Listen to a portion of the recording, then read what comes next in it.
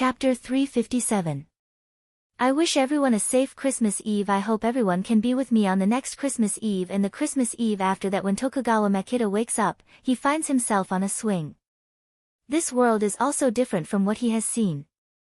The cold wind mixed with snowflakes rushes to his neck. Tokugawa Makita finds that he can only see the roots of trees. It turns out that his legs are tied and he is hanging upside down in the dense forest. Faint voices of conversation are brought to him by the wind. He tries to raise his neck and finds that the people who caught him have set up a low table on the hillside and are making tea in the snow. Snowflakes all over the sky fall on the dark branches. A wild red plum blossoms, and the beauty who is pouring water with her bare hands are shining. Usually, this is a very elegant thing in the upper circle of Edo, provided that he is sitting next to the beauty instead of hanging upside down in the cold wind. The dignity of a samurai does not allow Tokugawa Makita to beg for mercy. He just stubbornly wants to break free.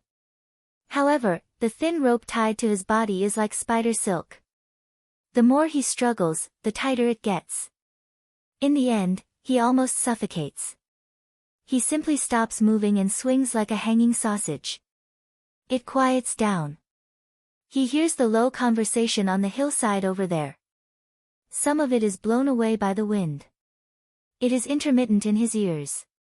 Tokugawa Makita doesn't have time to think about it. These people are not speaking Nihonese. Lin Qingxue has woken up. The typical Edo Oiran clothes are torn by her. As a Huaxia female soldier, she will not wear Nihonese kimono.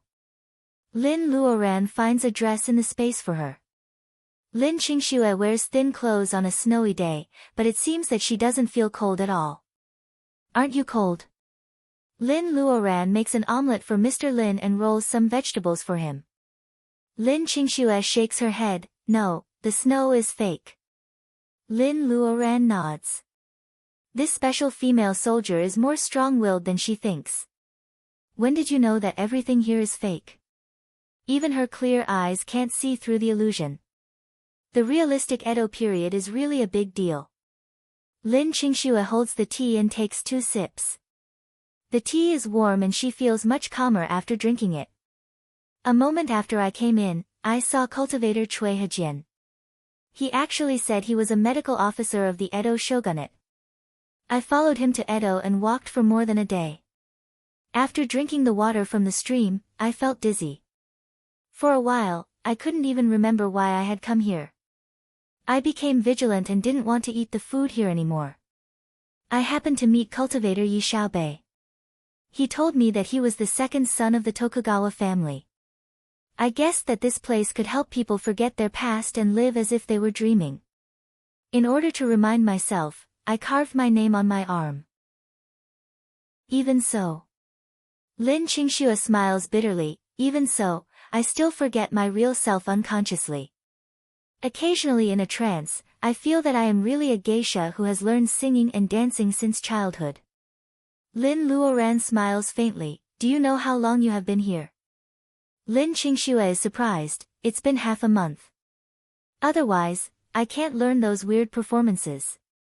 Lin Luoran shakes her head and suddenly asks the eavesdropper who is swinging on a branch, how long do you think she has been in Edo? Hanging upside down for lack of oxygen makes Tokugawa Makita's face turn red. He says angrily, what did you do to Miss Yukiko? She is the best taifu in Edo and she has been performing on the stage for a year. Taifu is a special title for the most senior brothel girls in the Edo period. Even the top courtesan is inferior to it. Taifu is a bit like a performer or a senior social butterfly. Lin Luoran spreads her hands. You said you have been here for more than a month. He said you have been performing on the stage for a year. In fact, we followed you soon after you entered the crater of Mount Fuji. Including the delay time, we have only met for 2 hours. 2 hours. Lin Qingxue is stunned. What kind of dream is this? She has only been here for 2 hours. In a trance, she really feels that she has lived a completely different life. Here, she is called Yukiko, a geisha who has learned singing and dancing since childhood. And the reason why you still vaguely remember who you are is that you have never been to Kamaba Park in Shibuya. Kamaba Park? Lin Luoran nods but doesn't say much. Lin Qingxue comes here to be a geisha. Yi Xiaobei thinks he is the second son of the Tokugawa shogunate. Cui Hejian, the cousin of Fatty Cui, thinks he is a medical officer. What about Luodong and Huang Weijian?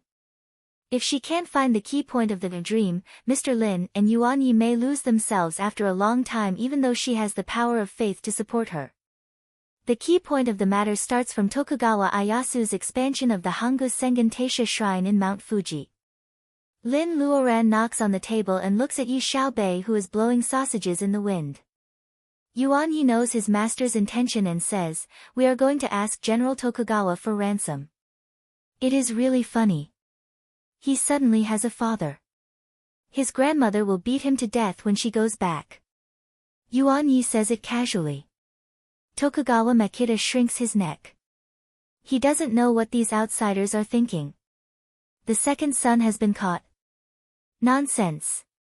A middle-aged general with a white face and black clothes smashed the valuable porcelain of the Great Ming Dynasty that had been transported across the ocean. "General, I am incompetent. I deserve to die. I still can't find out the whereabouts of the second son. He is wearing wooden clogs with only a small bun on the top of his head. This is really not a heroic dress." Tokugawa Ieyasu is not very tall, but he has a dignified momentum of being in a high position for a long time. Seeing that he is furious, these samurai are all trembling. This subordinate thinks, could it be the doing of Function's family? Tokugawa Ieyasu is silent. At this time, he has just established the shogunate in Edo and the Toyotomi family still occupies a large position. Their strength can't be underestimated. If it is the Toyotomi family, why do they kidnap Tokugawa Makita? Tokugawa Ieyasu has no shortage of sons. He will not stop to unify the world because of the son of a concubine, even if this is the second son he has always valued. Toyotomi Hideori is only 11 years old. It must be the order of his mother, Yodo Jun. What an ignorant woman. Tokugawa Ieyasu is not in a hurry. No one knows what he is thinking. The samurai wait for a long time but don't get the order to rescue the second son. They can't figure out General Tokugawa's thoughts and their necks are sore. As for Toyotomi Hideori, General Tokugawa calls him, he was the master of the world a few years ago. Tokugawa Ieyasu can despise this 11-year-old boy, but these samurai can't say anything. "General," a servant stumbles in and almost knocks down the beautifully made screen of the Ming Dynasty. "General, there are 2 men and 2 women outside the mansion. They are the ones who caught the second son." Tokugawa Ieyasu is furious. As soon as the servant finishes his words, the 2 men and 2 women have broken into the yard. The samurai rush out in wooden clogs and guard Tokugawa Ieyasu. As soon as Tokugawa Ieyasu steps out of the hall, a bullet whizzes toward his forehead. The samurai beside him shouts and draws his sword horizontally. The speed is so fast that it really cuts the bullet. However, the magical bullet contains the power of frost and is indestructible. It breaks his fine steel sword and flies out. The bullet pierces the samurai's shoulder. Most of his body is covered with frost in a blink of an eye. He is stiff and can't move. The first bullet shot by Lin Qingxue is still in the middle of its flight when the second bullet arrives. The samurai are still cautious about the first, hidden weapon. Lin Qingxue's second bullet is irresistible and shoots Tokugawa Ieyasu between his eyebrows. Good marksmanship. Mr. Lin and Yuan Yi have never seen Lin Qingxue's heroism of being shot in the head by a bloodline. They sincerely praise her. Lin Qingxue's face is still calm. She is no longer the recruit whose face is flushed with excitement after shooting a bloodline a few years ago.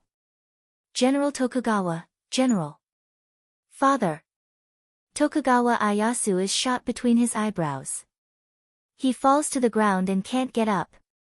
The samurai all look at him angrily with swords in their hands. More family slaves and samurai come from the far door to catch the murderer who killed General Tokugawa. However, those who rush up are all blocked by an invisible barrier. Those samurai slash furiously with swords, but they can't break the defense of the protective shield at all. Tokugawa Makita's eyes are about to burst. He stares at Yukiko, whom he once deeply loved and wants to swallow her alive. However, his whole body is stiff like a marionette. Looking from inside, those family samurai's swords and sabers are all slashing on a light shield. They can't catch these murderers at all. Evil magic, you are monsters. Tokugawa Makita is out of his wits. In such an atmosphere, Lin Luoran smiles unkindly when she thinks of the difference in status of Tokugawa Makita. Your father is the monster. Her words are too hateful. Tokugawa Makita changes the target he wants to kill with his eyes from Lin Qingxue to Lin Luoran. Lin Luoran points at Tokugawa Ieyasu on the ground. Look carefully. Look carefully at what? A servant exclaims. Tokugawa Makita can't help but look sideways. His eyes burning red with hatred suddenly open as if he has seen something incredible. Tokugawa Ieyasu, who is shot between the eyebrows, stands up with the help of a pillar with a dark face. The center of his eyebrows is not covered by frost. The deep bullet wound only leaves a small black hole without a drop of blood. Moreover, under the witness of Tokugawa Makita, the wound is healing slowly. What's going on? How can people not be killed? Yi Xiaobei, open your eyes and look. Is this undying monster in front of you your father? Lin Luoran says the last sentence, is it your father? Because of the power of faith of the dark attribute in this place, the fly Apsara's painted sculpture in the ocean of consciousness looks kind and there is a little white light flashing between its eyebrows. The crystal clear power of faith is contained in its words unconsciously.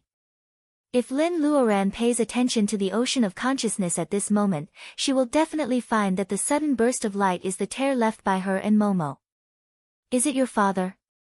Some pictures flow back into Tokugawa Makita's mind. A small black box is connected to the boundless world by a wire. This is a computer. It's so strange. How does he know this thing? A mansion built in the mountains, a family of cultivators with almost no successor, a strong grandmother and a weak father. Is it your father? No, my father is the 63rd descendant of the Yi family in Zhu Mountain. He is Yi Dingjin, who deeply blamed himself for the decline of the Yi family because he had no Taoist root. Yi Xiaobei squats down with his hands on his head.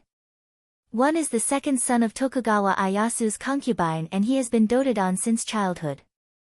The other is the only son of a declining family of cultivators and an ordinary young man who is somewhat a homebody. Two completely different lives were mixed up in his mind.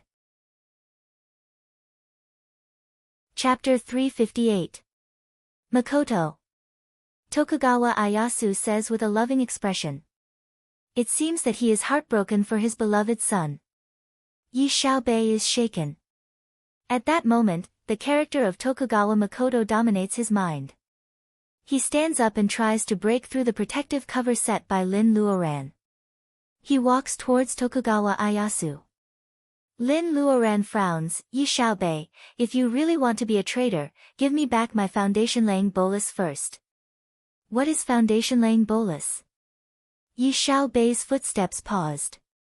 He remembered the trial of the Tower of Babel. When he passed the trial, everyone stared at him with jealousy.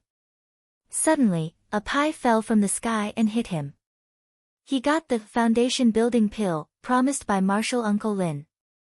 As long as he successfully reached the foundation building stage, the Yi clan would not decline, right? That is the most glorious moment in the life of the otaku Yi Xiaobei. A small bolus not only means that his life will be different from then on, but it also means that the Yi family has a new possibility. He still remembers that when he took the foundation-laying bolus home, his domineering grandmother smiled and his cowardly father had tears in his eyes. Compared with Tokugawa Makoto, who was born with a silver spoon, Yi Xiaobei's life is not perfect. He is useless and incompetent for the first 20 years. A young cultivator who is working hard seems to be more real and motivated.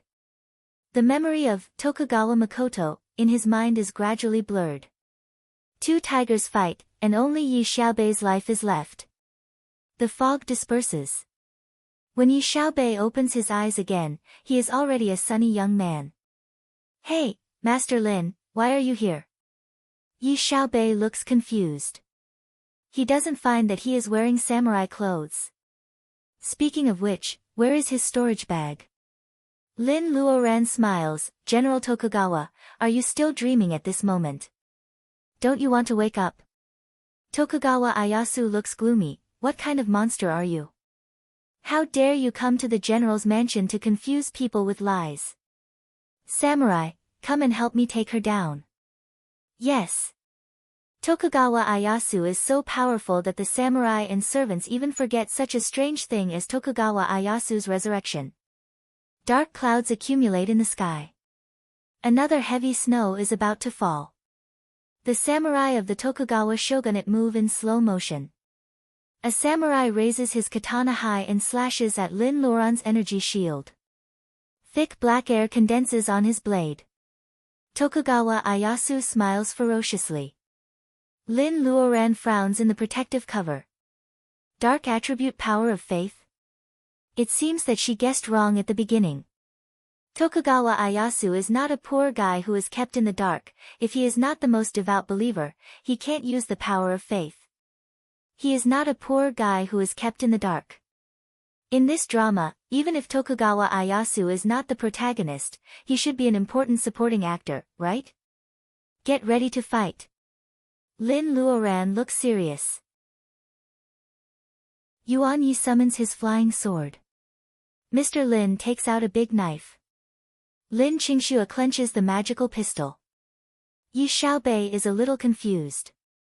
Seeing that everyone is on guard and he has no handy weapon, he still casts a spell. The Japanese katana slashed at the barrier, and the dark power of faith caused the barrier to sizzle. This is the darkness eroding the light. Lin Luoran simply removes the energy shield. The samurai stumble over. She doesn't want to deal with these poor guys. She leaves them to Mr. Lin and Yuan Yi. She uses wakan to turn it into a big net and covers Tokugawa Ieyasu. Tokugawa Ieyasu rolls on the ground in embarrassment. However, he barely escapes Lin Luoran's big net. She is a bearing essence cultivator. You should have died long ago. You betrayed your faith and imprisoned the god you worshipped. Tokugawa Ieyasu, am I right? Lin Luoran doesn't speak Japanese very well. Her stuttering words still make Tokugawa Ieyasu change his face. Lin Luoran casts a water spell. The snowflakes all over the sky turn into sharp swords, floating in front of Tokugawa Ieyasu. He becomes a trapped beast. Tokugawa Ieyasu smiles mysteriously. Black air condenses on his fingertips. It seems that he is not afraid of Lin Luoran's spells of the 5 elements. If all this is a dream and the snow is also a dream, how can Lin Luoran's water spell hurt Tokugawa Ieyasu with ice and snow as the medium?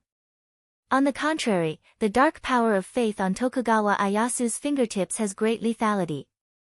The power of faith was needed to perform divine abilities.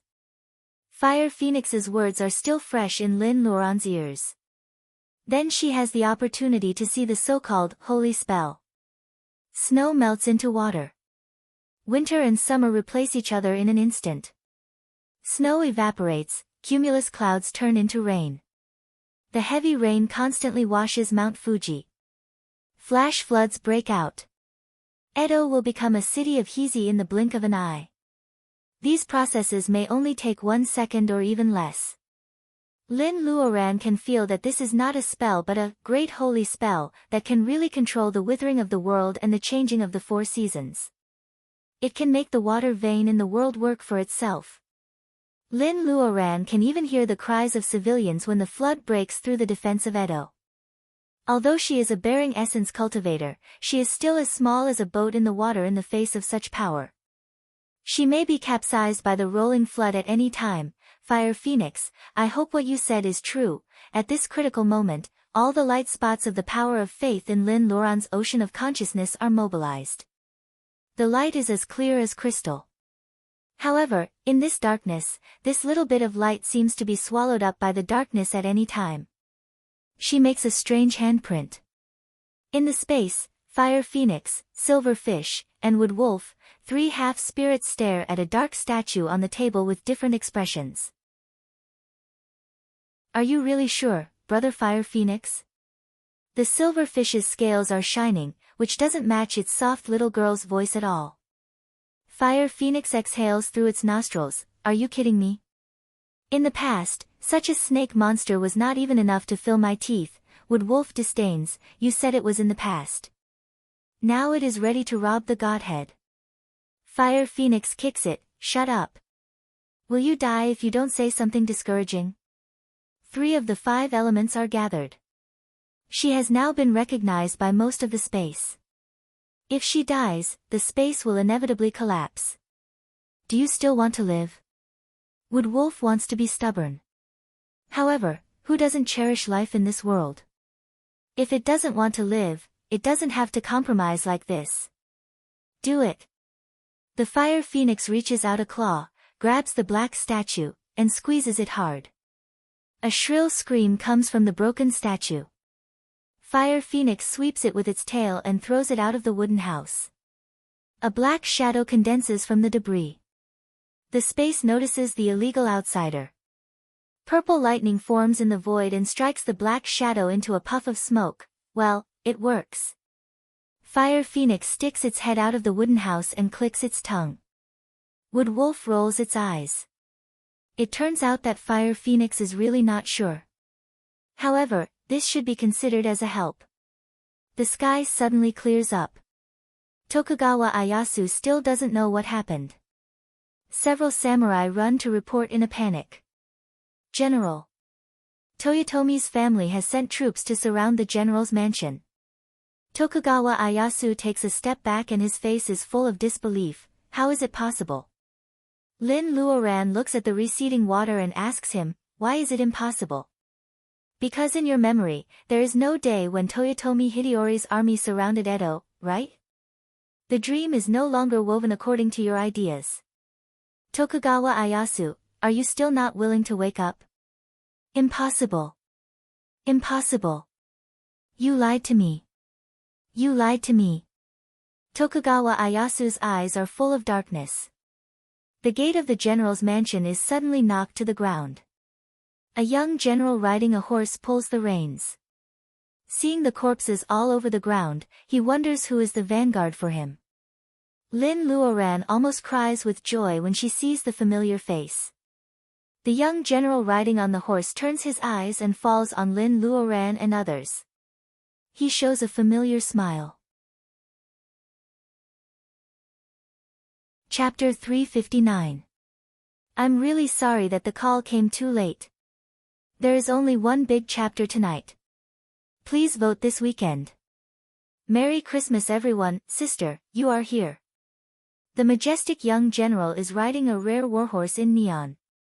He is bathed in the sunshine on this snowy day.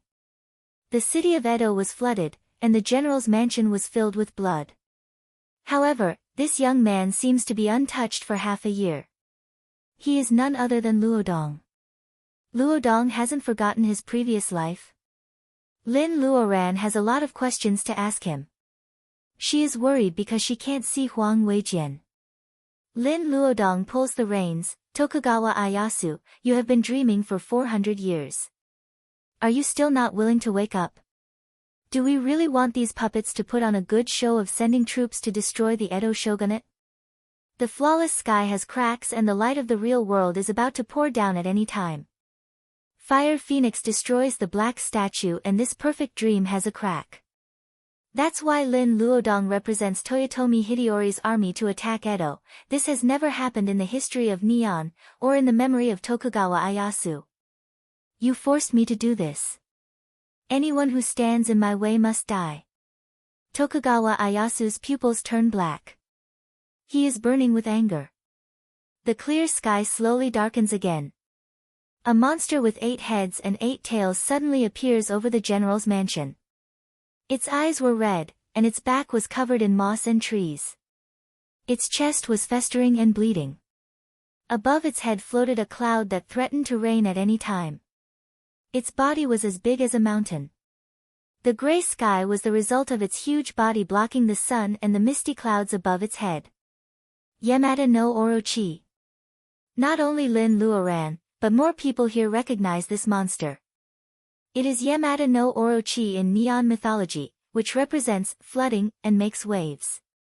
When it shakes its tail, Lin Luoran finds that its curled tail has caught many people. Huang Weijian, Cui Hejian, Mulu. Lin Luoran knows these people. As for the ones she doesn't know, they are probably the missing Huaxia tour group and several international students. This monster probably won't catch the missing Nihanese to threaten Lin Luoran. She doesn't have such a strong international support spirit. Yamada no Orochi, do you want me to see Tokugawa Ieyasu's dream-making ability? Lin Luoran's body is small compared to Yamada no Orochi, but she is as imposing as it. In the words of Aojiao Fire Phoenix, she is still a true god, after all. This guy is a semi-finished product who has spent a lot of effort to think about the name of a god. She may lose, but she doesn't lose. She can't retreat first, so she has a chance to survive in danger. Little cultivator from Huaxia, since you know that I led you here, how dare you be so arrogant with your personal ability of bearing? Huaxia people like you can't learn your lesson. Every time Orochi says a sentence, it shakes its head and changes its head. Its voice comes from several directions like thunder. Mr. Lin, Yuan Yi, and Yi Xiaobei, who have low personal ability, all feel that their internal organs are shaken. Lin Luodong falls off the horse directly. Mr. Lin catches him and puts him on his side. However, ordinary people like Lin Qingxue and Shogunate samurai who are not dead in the courtyard are normal. Lin Luoran is not hurt. She just sneers, a wicked water monster also wants to be a god. Do you think the Tao of nature can do nothing to you even if all the gods and Buddhas are dead? Yamada no Orochi sticks out its second head and says in a muffled voice, after 400 years of hard work, I only have half confidence. Fortunately, you came to me voluntarily. Now I have 10% confidence. A breeze makes Lin Luoran fly up. She strolls above the clouds and looks down at Yamada no Orochi from a higher position. 400 years ago, you persuaded Tokugawa Ieyasu to take advantage of the expansion of the Hanggu's Sengen Taisha shrine on the top of Mount Fuji to turn the ownerless Sengen Taisha shrine into your Taoist field. You stole the power of faith originally belonging to the goddess of Mount Fuji, Kano Hanasayake. You tried to be a god in this way. Am I right? The festering blood on Yamada no Orochi's chest stinks. When it wriggles its body, it looks even uglier. The stench spreads along with its wriggling head. That bitch can seal me under Mount Fuji. What's wrong with seizing her godhead? Lin Luoran chuckles, let's not talk about right or wrong. This dream of yours has gathered all the dark side of the power of will. If the center of making dreams wakes up, what do you think will happen? The center of making dreams is Tokugawa Ieyasu, whose 6 senses have been sealed by Yamada no Orochi. Lin Luoran's fingertips gather bright light. It's the vitality of wood, the lightness of water, the heat of fire, the mellowness of earth, and the sharpness of gold. This is a Reiki bomb made of Wakan of the 5 elements. Xin Yuanping once tasted a Reiki bomb made of a lower-level Reiki. No matter Reiki of the 5 elements or Reiki of a higher level, they are very dangerous when they are out of balance. Yamada no Orochi laughs so hard that its 8 heads are shaking and its tail is wagging, making the hostages caught by its tail look very dangerous. Little cultivator, you want to use the principle of repulsion of the 5 elements to deal with me. Aren't you afraid that you will hurt these people instead? Between reality and illusion, Yamada no Orochi is confident. It knows that Lin Luoran doesn't dare to act rashly. The power of the explosion of Wakan bead is unpredictable. It is most likely to hurt itself. Lin Luoran shows a strange smile as if Yamada no Orochi has told a funny joke. She raises the Reiki bead of the 5 elements in her hand and is ready to throw it at any time. Yamada no Orochi has to be vigilant. It is not afraid that Lin Luoran will hurt anyone. What it worries is that the explosion will wake up Tokugawa Ieyasu, whose 6 senses are sealed. 400 years of hard work will be ruined in one day. Even if Lin Luoran, a ready-made, true god, can replace it, it can't make up for the power of faith that has been condensed. A god without the power of faith, like the Huaxia female cultivator in front of it, can only be controlled by it. The strange smile on Lin Luoran's face becomes wider.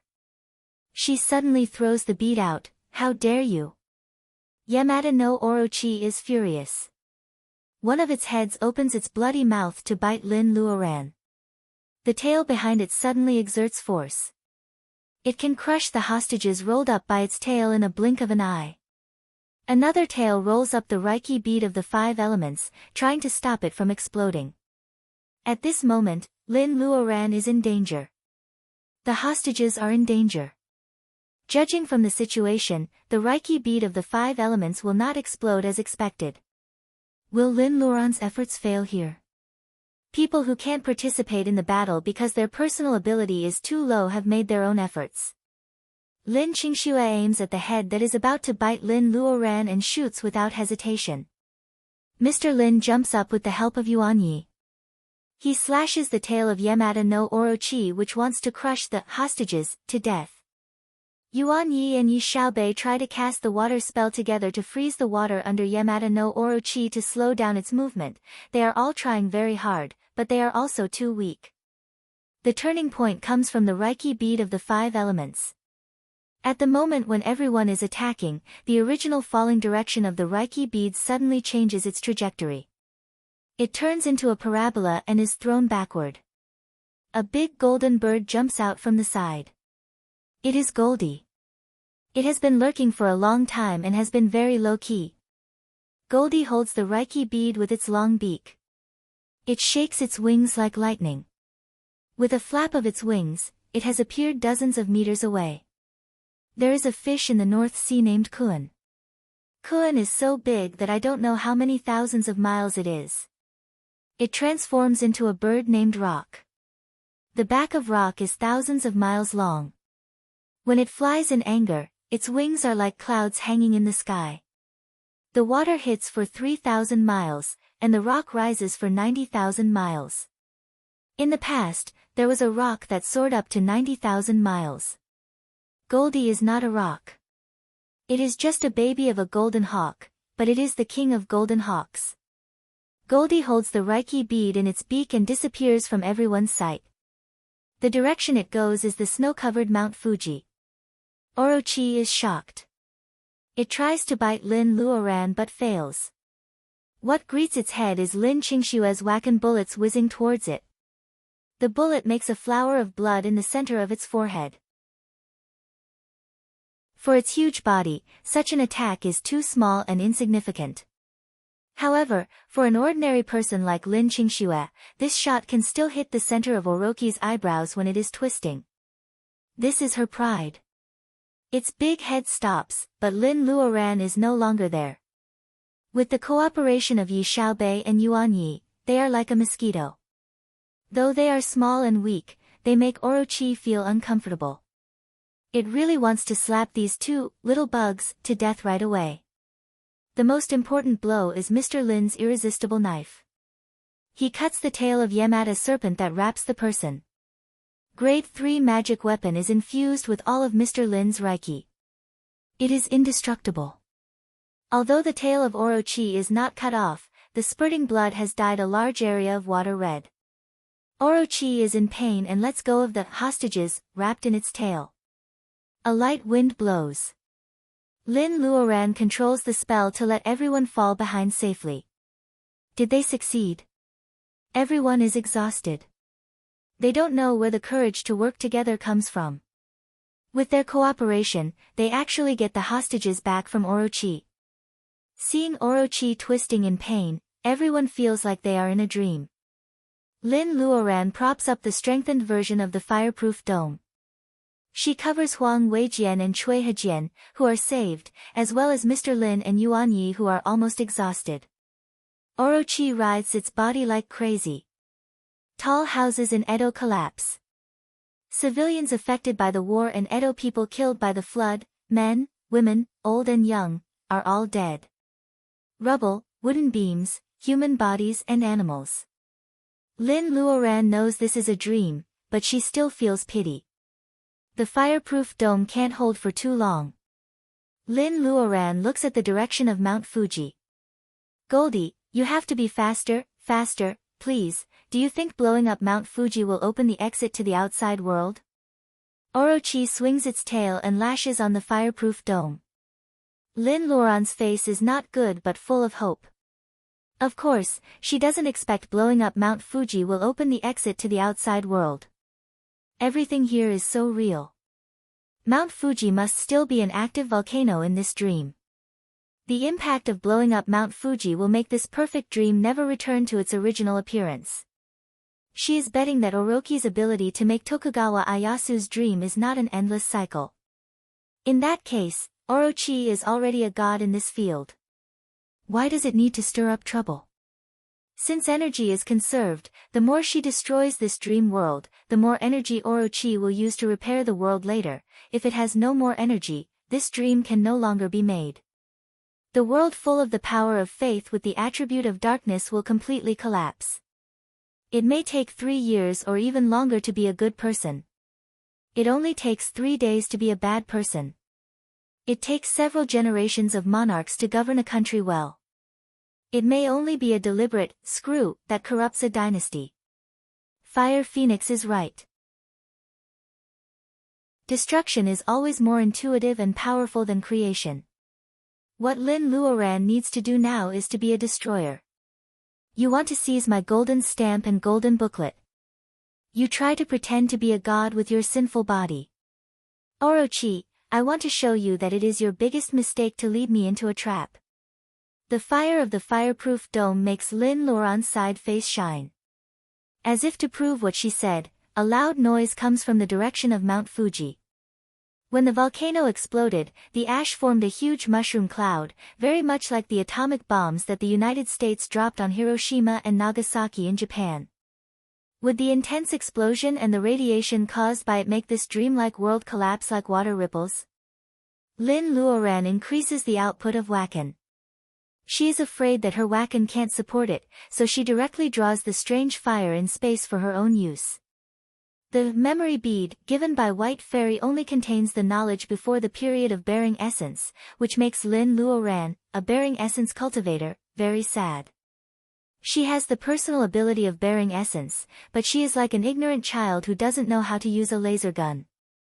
She can only rely on the spells of the period of laying foundation to fight against the enemy. It is such a pity. The explosion of Mount Fuji enlarges the crack in the sky. Tokugawa Ieyasu's 6 senses are sealed. Because this dream world is closely connected to him, the seal imposed by Orochi on him loses its effect. This famous Nihonese general of the Warring States period who has been in his middle age slowly opens his eyes. What he saw was the flooded Edo castle, the wooden beam floating on the water, and the concubine in red who had always been his favorite concubine was now just a cold corpse. There are more floating corpses in front of them. They are all the people of Edo under the rule of Tokugawa Ieyasu. Half of the towering holy mountain has been blown up. Mushroom clouds rise to the sky and magma overflows. The beautiful mountains and rivers here are about to be swallowed up. The exquisite Eves in his memory, the white-faced woman in wooden clogs walking slowly, the cherry blossoms in the corner will never bloom again, no music will be played, and no proud samurai will swear allegiance to him. The chaotic world in front of him is not the Nihonese in his memory at all. Pain flashes in Tokugawa Ieyasu's eyes. Orochi says in a low voice, "When I take the godhead of this Huaxia female cultivator, I will return you a more real Edo era." Tokugawa Ieyasu is covered with thick black hair. He looks at Orochi and suddenly says in a deep voice, "Enough." "What did you say?" Tokugawa Ieyasu closes his eyes in pain. "I said enough. I have had this dream for 400 years and I don't want to do it anymore." The Edo era that belongs to him has actually disappeared in the long river of time. The grass and trees here only have the shape but not the spirit. This is not his Edo city at all. In order to intercept the power of faith from the darkness, he even deceives himself. He does have a concubine whom he dotes on very much. She was his confidant before he made his fortune. In his memory, she has long died of dystocia, so he does not have a second son named Tokugawa Makita. He is the one who weaves dreams, but he also weaves himself into the dream. There are many regrets in life which make him want to go back to the past. For example, the concubine who died early and the son who didn't have time to name. There are many glories in life which make him want to stay in his memory. I have had this dream for 400 years and I don't want to do it anymore. Tokugawa Ieyasu is the center of this world. This perfect Edo era is born because of his nostalgia and obsession. When he doesn't want to dream, this world melts at a speed visible to the naked eye. Mount Fuji disappears. The water disappears. The corpses all over the ground disappear. The young woodman at the foot of Mount Fuji is still shivering before the arrival of the lava a moment ago. The next moment, the lava disappears in front of him and he slowly remembers who he is. As a student of Tokyo University, why does he become a woodman? Shui Hejian wakes up with his hands on his head. His brain is filled with the memory of a medical officer. Looking at his straw cape and wooden clogs, Shui Hejian doesn't know whether to laugh or cry. Huang Wan stretches and wakes up slowly. It's so strange. She had a long dream in which she became the mother of Toyotomi Hideori in the Edo era. His Royal Highness. Come on, she hasn't even fallen in love yet. How can she have a 12-year-old son in the dream? As for the middle-aged and handsome Tokugawa Ieyasu, the water in his body is stripped away instantly. His skin instantly ages even more than orange peel. As an ordinary person who has lived for 400 years, his real physical quality even makes him unable to stand upright at this moment in his dream. All the missing people this time, whether they are from Huaxia or Neon, wake up. They stand there in a daze. And all the fictional characters, such as the masked pimp who performs kabuki and those ronin who drink, disappear with the melting of the mountains and rivers. She wakes up from the dream and the colorful world is gone. Looking at the scene in front of her, Lin smiles bitterly. The pungent smell of sulfur, the cracked hard soil layer, and she can feel the jumping magma under the soil layer. Everyone thinks that they have traveled through mountains and rivers, but it turns out that they have been staying at the crater of Mount Fuji all the time. It's a real dream. In addition to them, there are many bones scattered on the ground. Are these people the people who have been lost in the dream in the past 400 years? Goldie hovers outside the fireproof dome, feeling very uneasy. Orochi is not here. Where is it? Looking at Tokugawa Ieyasu, who is so old that only a layer of dry skin is left, Lin has a bad feeling in her heart. Things go unexpectedly smoothly. Is Orochi really so easy to deal with? What responds to her is the cracking sound from the hard soil layer. Chapter 360. I'm begging for a red ticket. The number 1 on the red ticket list has been killed. I'm begging for a red ticket. The magma is roaring. The scorching fire makes people red all over. The hard soil layer less than 1 meter thick is cracking. Mount Fuji is in danger of eruption at any time. What should she do at this moment? Lin Luoran knows that she can easily rush out. With her personal ability of the bearing essence period, she can even walk in the magma with the protective cover. However, her wakan will run out eventually. She is not sure that she can protect so many people when Orochi breaks the seal. They have to leave first. Lin Luoran makes a decision in an instant. Almost all the family members she cares about are here. She can't let Orochi kill them all at once. Orochi still wants to rob her godhead. As long as Lin Luoran holds on until the end, Orochi will not have the energy to embarrass the people who left before. Should she wait until the end? She casts a voice transmission to inform the people guarding outside to help. However, there is no reply after a few seconds. Lin Luoran uses her spiritual mind to explore and finds that there is a fierce battle outside the crater. Saito Asada is attacking with a large group of Nihonese cultivators.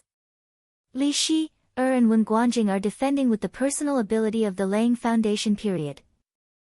With the cooperation of the special forces, the situation is not bad for them. However, the special forces here are all ordinary people. They are good at marching and single combat. Although Reiki bullets can make Nihonese cultivators suffer, their defense is really too low. Li Shi wants to protect them so that the battle can't be decided for a while. Wen Guanjing is experienced in fighting. With the personal ability of the early laying foundation period, it is not easy for him to not be defeated by Saito Asada. Yuan Yi. Yuan Yi is stunned and steps forward. Take these people out first. Yuan Yi is the only one who can ride on the sword here. 60 of the Mu family, Cui Hejian, and Yi Xiaobei have lost their storage bags. The situation is not very optimistic. Yuan Yi knows Lin Luoran's character very well. She rarely changes her words. Yuan Yi takes a quick look at the field and decides to take the women among the ordinary people of Huaxia away first. Huang Wan is in the first batch of evacuation. This female student who has some kung fu is shocked by what she has experienced. At this moment, she is not as gentle and confident as when Luodong and Luoluo first met her. Lin Luoran summons Goldie and asks it to send Huang and Luodong out. Seeing that the Huaxia people were riding on swords and condors, the Japanese survivors, who had disappeared together with them earlier and were emaciated due to starvation, started to make a ruckus with tyranny in their eyes. They have been excluded from Lin Luoran's protective cover, and they have been angry but dare not to say anything. At this moment, being baked by the geothermal heat, these Nihonese youths have lost the respect they should have for cultivators. Why should we let them go first? Every citizen of the great Japanese Empire is the most honorable. We should go first. A yellow-haired youth caused a ruckus, and everyone responded. Lin Luoran doesn't pay attention to him at all. She watches several people put Luodong and Huang on the back of Goldie. Goldie flaps its wings and flies away. It's only a few thousand meters away. Both Yuan Yi and Goldie can fly fast. In this way, they should be able to move Mr. Lin and the others before the underground magma erupts. If the magma really erupts, Lin Luoran doesn't have much time left. Cultivators can protect themselves, but ordinary people need to stay far away to ensure their safety. The yellow-haired youth is very ashamed and annoyed. Lin Luoran ignores him, which makes him lose face. The fear of death makes him lose his mind, and he bumps into the fireproof dome. The people around him can't stop him at all. They can only watch the yellow-haired youth bumping into the fireproof dome and being burned alive like a moth flying into the fire. Now people in Nihonese stop talking. Although it is not necessarily safe to stay outside the dome, breaking in by force will lead to death immediately. However, ordinary people in Huaxia who are also under the protection of Lin Luoran in the fireproof dome look at her with fear in their eyes. She is indifferent when a living person is burned alive in front of her. They feel that she is not far from the roaring monster in the depths of the volcano. Lin Luoran doesn't want to explain, but she still feels a little helpless when she sees the fear in her compatriots' eyes. Is it because I don't want to save you, or is it because of you? Why did the originally devout power of faith turn black? It is the inherent darkness in your hearts that gives Orochi an opportunity. Think about the wishes you make to the goddess guarding Mount Fuji. How many negative and vicious words are there? Do you want to ask the goddess guarding Mount Fuji to make one of your enemies suffer? Or do you want the goddess guarding Mount Fuji to bless Neon to regain its former glory? Everything in front of us is nourished by your wishes. I don't have time to save those who deserve it. What she says makes some people speechless. Most of them did fantasize about being in a war-torn era, accomplishing great deeds and slaughtering enemies. Therefore, they were easily hypnotized in their dreams, thinking that they were samurai and soldiers who could do whatever they wanted in the Edo period. This is the reason why Orochi deceives them to come here. Brutal, young, hot-blooded, what a good dream to create. Battles between armies have been going on for years in the turbulent late Warring States period. Tokugawa Ieyasu has been fighting for years in order to unify the world. Everyone in the dream worships the god with brutal murderous intent. The power of faith with the property of darkness enables Orochi to break the seal and try to seize the godhead of Konohana Sequoiaheim. Lin Luoran points out their thoughts and they are speechless for a while. Without the power of faith with the property of darkness accumulated by generations of Nihonese for 400 years, Orochi suppressed under Mount Fuji might have died long ago. Today's disaster would not have happened. At the end of the day, you're the cause you planted. Do you want others to taste the bitter fruit for you? People of Huaxia have figured out these details and they all stare at the surviving Nihonese angrily. These people really deserve to die. Even when they are about to die, they still want to sow discord between them and their savior with a human life. They forget that if they were not brutal as well, they probably would not have been so poisoned in the dream. Little cultivator, you are just like that bitch. You both pretend to be kind and cheat the power of faith. Orochi, which has been silent for a long time, says in a muffled voice. The bitch it talks about is of course Konohana Sequoiaheim, the guardian god of Mount Fuji who suppressed it under Mount Fuji and enjoyed the scorching of the ground fire. Lin Luoran sees the last group of ordinary people of Huaxia including Cui Hejian being transferred out. She sneers with ease, Orochi, have I ever corrected you? To a person who has the mandate of heaven and the power of faith of the people, you always call her a little cultivator. Isn't it like you, a monster who is suppressed under Mount Fuji and lives by stealing other people's power of faith, stepping into the mire?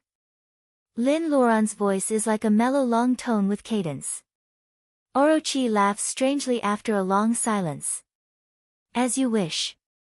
If I don't struggle out of this mire, I will feel sorry for your provocation. Its huge body is twisting under the hard soil layer. Mount Fuji has begun to shake. The statue of the goddess worshipped in the main hall of the Hangu Sengen Taisha shrine on the top of the mountain sighs faintly. Does it finally react? Lin Luoran is floating in the air. She has changed the fireproof dome into a water dome. The temperature difference between cold and hot forms airflow, making her skirt fly up and down. Curled up in the corner, skinny Tokugawa Ieyasu is only alive. His eyelids move. Since he betrayed his faith, he has never felt the breath of the goddess again. Huang Weijian, wake up. Goldie throws him on the hillside. Lin Luodong shakes Huang Weijian hard. Huang Weijian suddenly opens his eyes and spits out a leaf in his mouth. Luodong and Luodong can stay awake in the dream because of these two ordinary leaves. You finally wake up, Huang Weijian. My sister is still under the crater. Without her suppression, Mount Fuji may erupt at any time. Are we really going to do what that woman said? The teenager is worried about Lin Luoran's safety. He remembers what happened that night when he sneaked into the Hangu Sengen Taisha shrine. He is not sure whether he should trust the woman with a vague face or not. However, the method she told the two of them was really useful. Is it too hasty to trust her only because of this? Huang Weijian jumps up like a carp. Trust her. Why not trust her? If Mount Fuji erupts, we cultivators can still escape. But the people who die are the Nihonese civilians nearby. This is a win-win deal. Lin Luodong thinks so. Goldie, Goldie, come here. Lin Luodong beckons Goldie who is trying to enter the crater again to accompany its master. In the Lin family, Goldie only cares about Lin Luoran and Lin Luodong. Feeling that its master can still hold on, Goldie swoops down and hisses at Lin Luodong impatiently. Goldie, take us to the top of the mountain. We have to help my sister deal with Yamada no Orochi. Goldie tilts its head and thinks for 2 seconds. Then it grabs Lin Luodong's collar with its long beak and throws him on its back. Huang Weijian also jumps on it. The two teenagers hold the golden feather on Goldie's neck tightly. In a moment, they come to the front of the Hangu Sengen Taisha shrine. Goldie, burn this place with fire. By the way, avoid the main hall. Saito Asada leads people to besiege the crater. All the masters of the Sengen Taisha shrine are gone. Two people and one hawk really go in and out of the shrine. Lin Luodong points out the position of the main hall. Goldie spits out white fire and falls. Burn the cherry blossom in the yard and the wishing wooden signs on both sides of the main hall. The white fire is burning. Orochi is trying to break the seal. The power of faith with the property of darkness here has lost its commander. Being burned by Goldie's white fire, an old cherry blossom that has lived for many years turns into charred wood. When the wishing wooden signs on both sides of the main hall are burned out, the main hall, which is about to collapse, suddenly bursts out a strong dazzling white light comparable to the sunlight. The pure white power of faith, which has been imprisoned for many years, soars into the sky. A bright shadow of skirt corner appears in front of the Hangu Sengen Taisha shrine. The shaking of Mount Fuji suddenly slows down. Orochi is in a panic. Chapter 361. It's like the color of flowers in full bloom, and it's like spring when she walks. The cage that has imprisoned her for more than 400 years has collapsed. The woman with a blurred face takes a deep breath of the free air and sighs with emotion. She is an unreal shadow. The so-called free space is just a gust of wind for her. A body without consciousness can't feel how fresh the air is and how delicious the berries are. However, she can still enjoy freedom, can't she?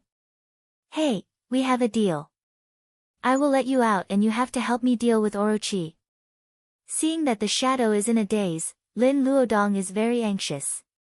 The shadow in a dress of flowers, whose face is covered by a layer of mist, smiles gently at the two boys and disappears. With Cui Hejian and others joining the battle, Saito Asada's side has been losing ground. If he hadn't received the decree of the goddess guarding the mountain, he wouldn't have survived until now with his faith. The situation is very bad now. Saito Asada suspects that he is going to fail the goddess's expectation. A Reiki bullet takes the life of another shrine attendant. Saito Asada's eyes turn red and he feels helpless subconsciously. Is there really nothing he can do to these Huaxia cultivators? In that case, how could he take over the shrine and become the grand priest? Saito Asada seems to be crazy.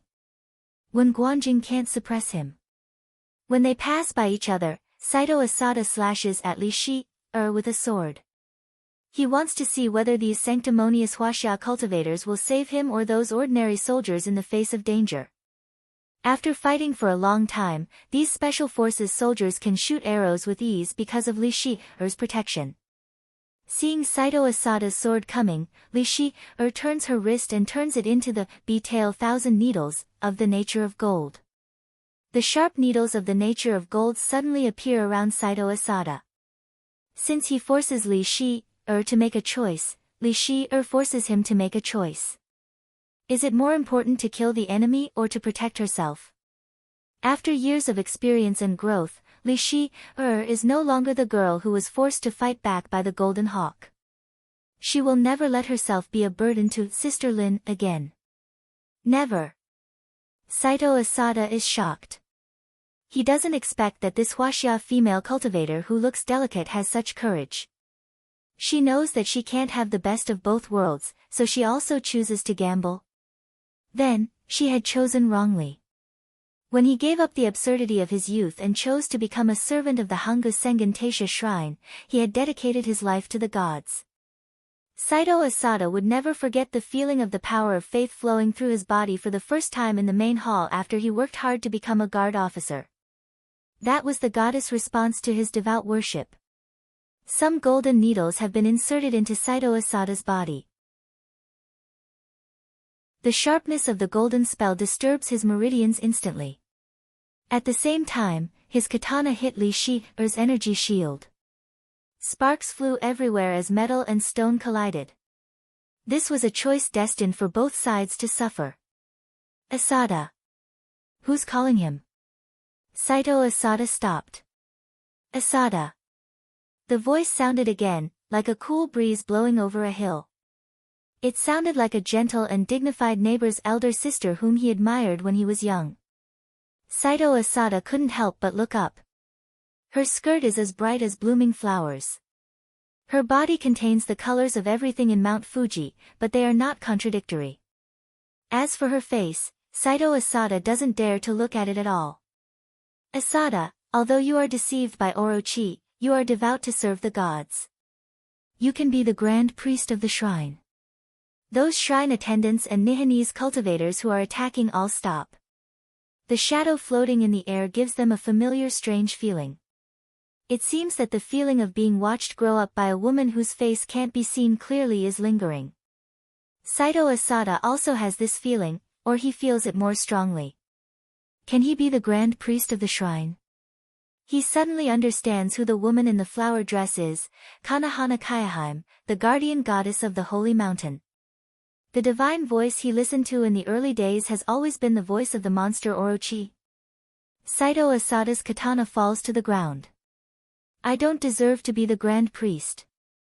Seeing a shadow falling slowly, Lin Luoran is not very surprised. However, the arrogant Orochi under the hard soil layer suddenly becomes silent. Lin Luoran even feels that it is trembling. You didn't seem to notice my existence that day. Mortal Heart Fairy, why are you not surprised? The shadow's voice is gentle. Lin Luoran finds that she is not speaking Nihanese. Don't you also know that I am Mortal Heart? Lin Luoran doesn't lie, but she also sweats nervously from speculation to confirmation.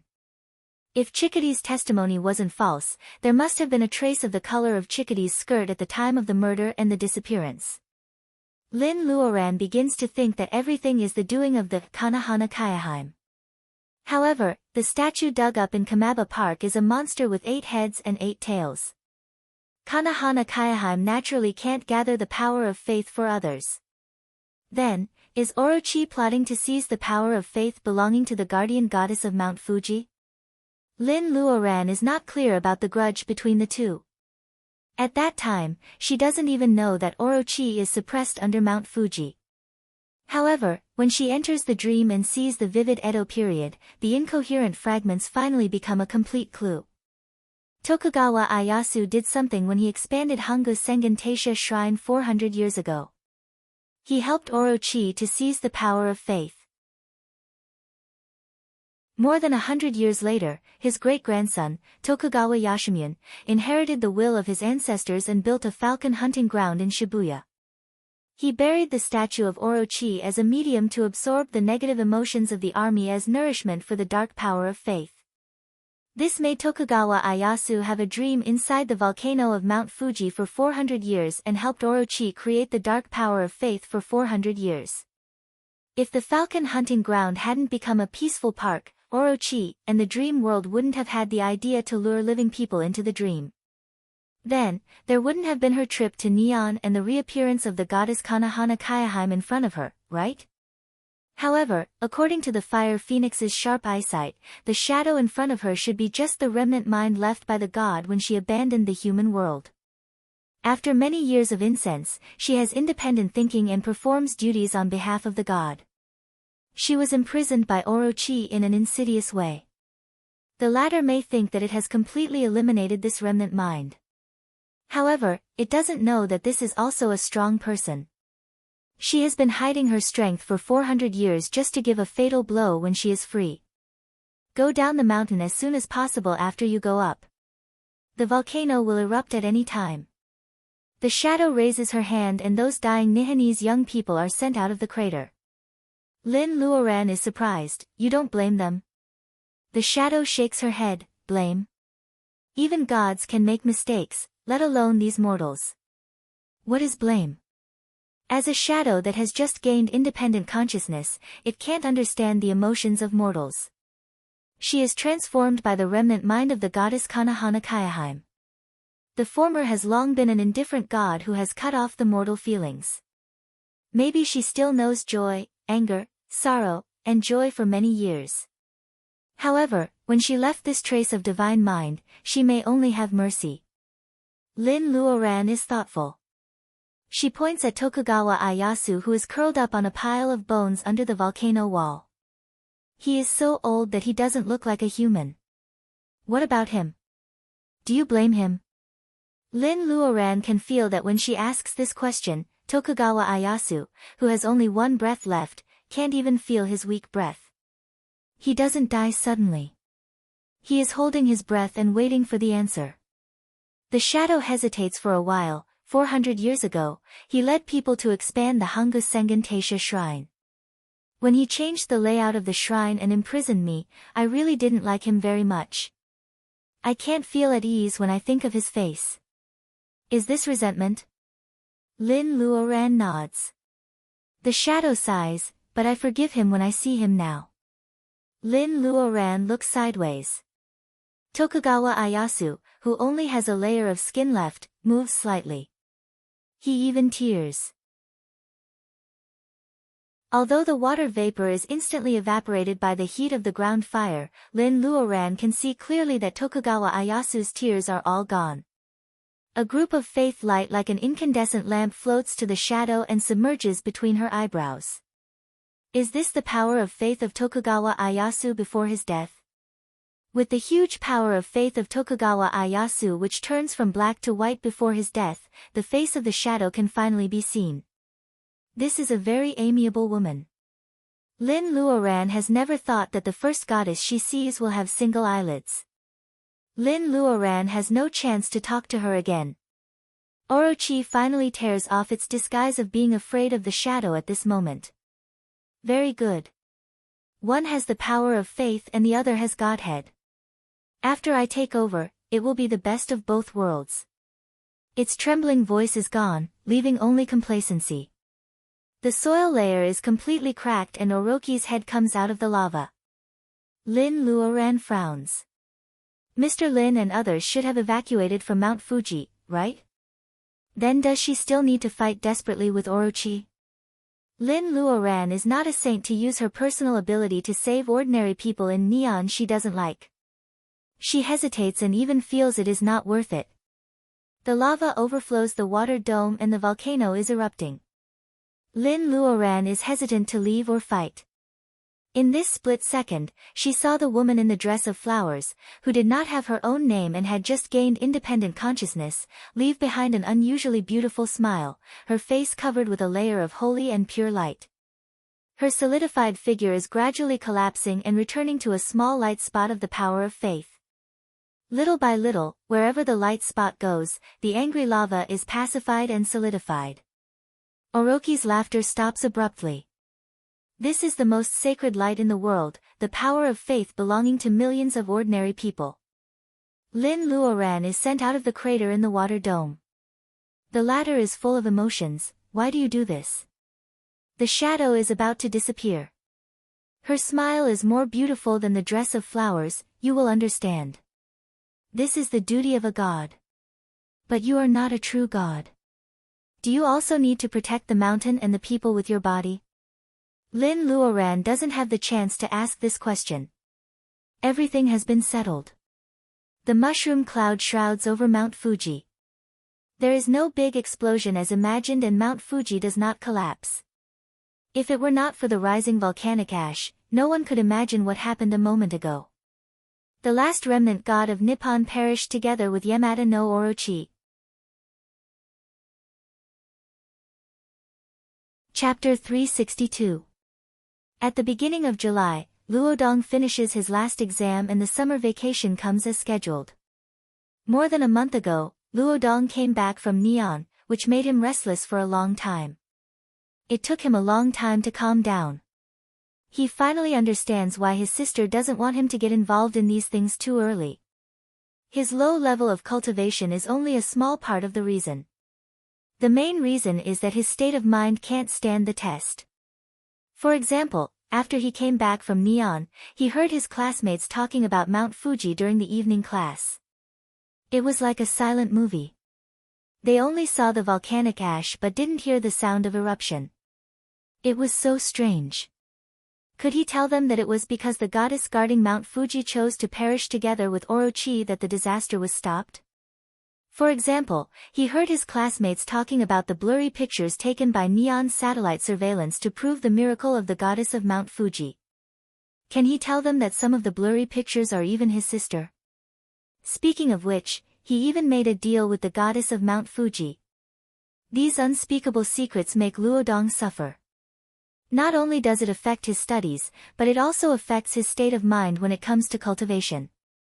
After the last exam, Luodong waits for Huang Weijian and Wei Shui. The three of them are waiting for Ma Ming and Fatty from his school. Luodong really wants to fly back to our city to see if Lin Luoran is still angry. However, he has to take care of Wei Shui. The four of them have decided to take the train back to our city. In 2018, the rise in prices slowed down and finally stopped at a level that ordinary people loved and hated. For example, a special ticket from the capital to our city costs 2,000 yuan, including the cost of the plane and fuel. Wei Shui's living expenses are less than 1,500 yuan. During the summer tourist season, the ticket price of 2,000 yuan is normal.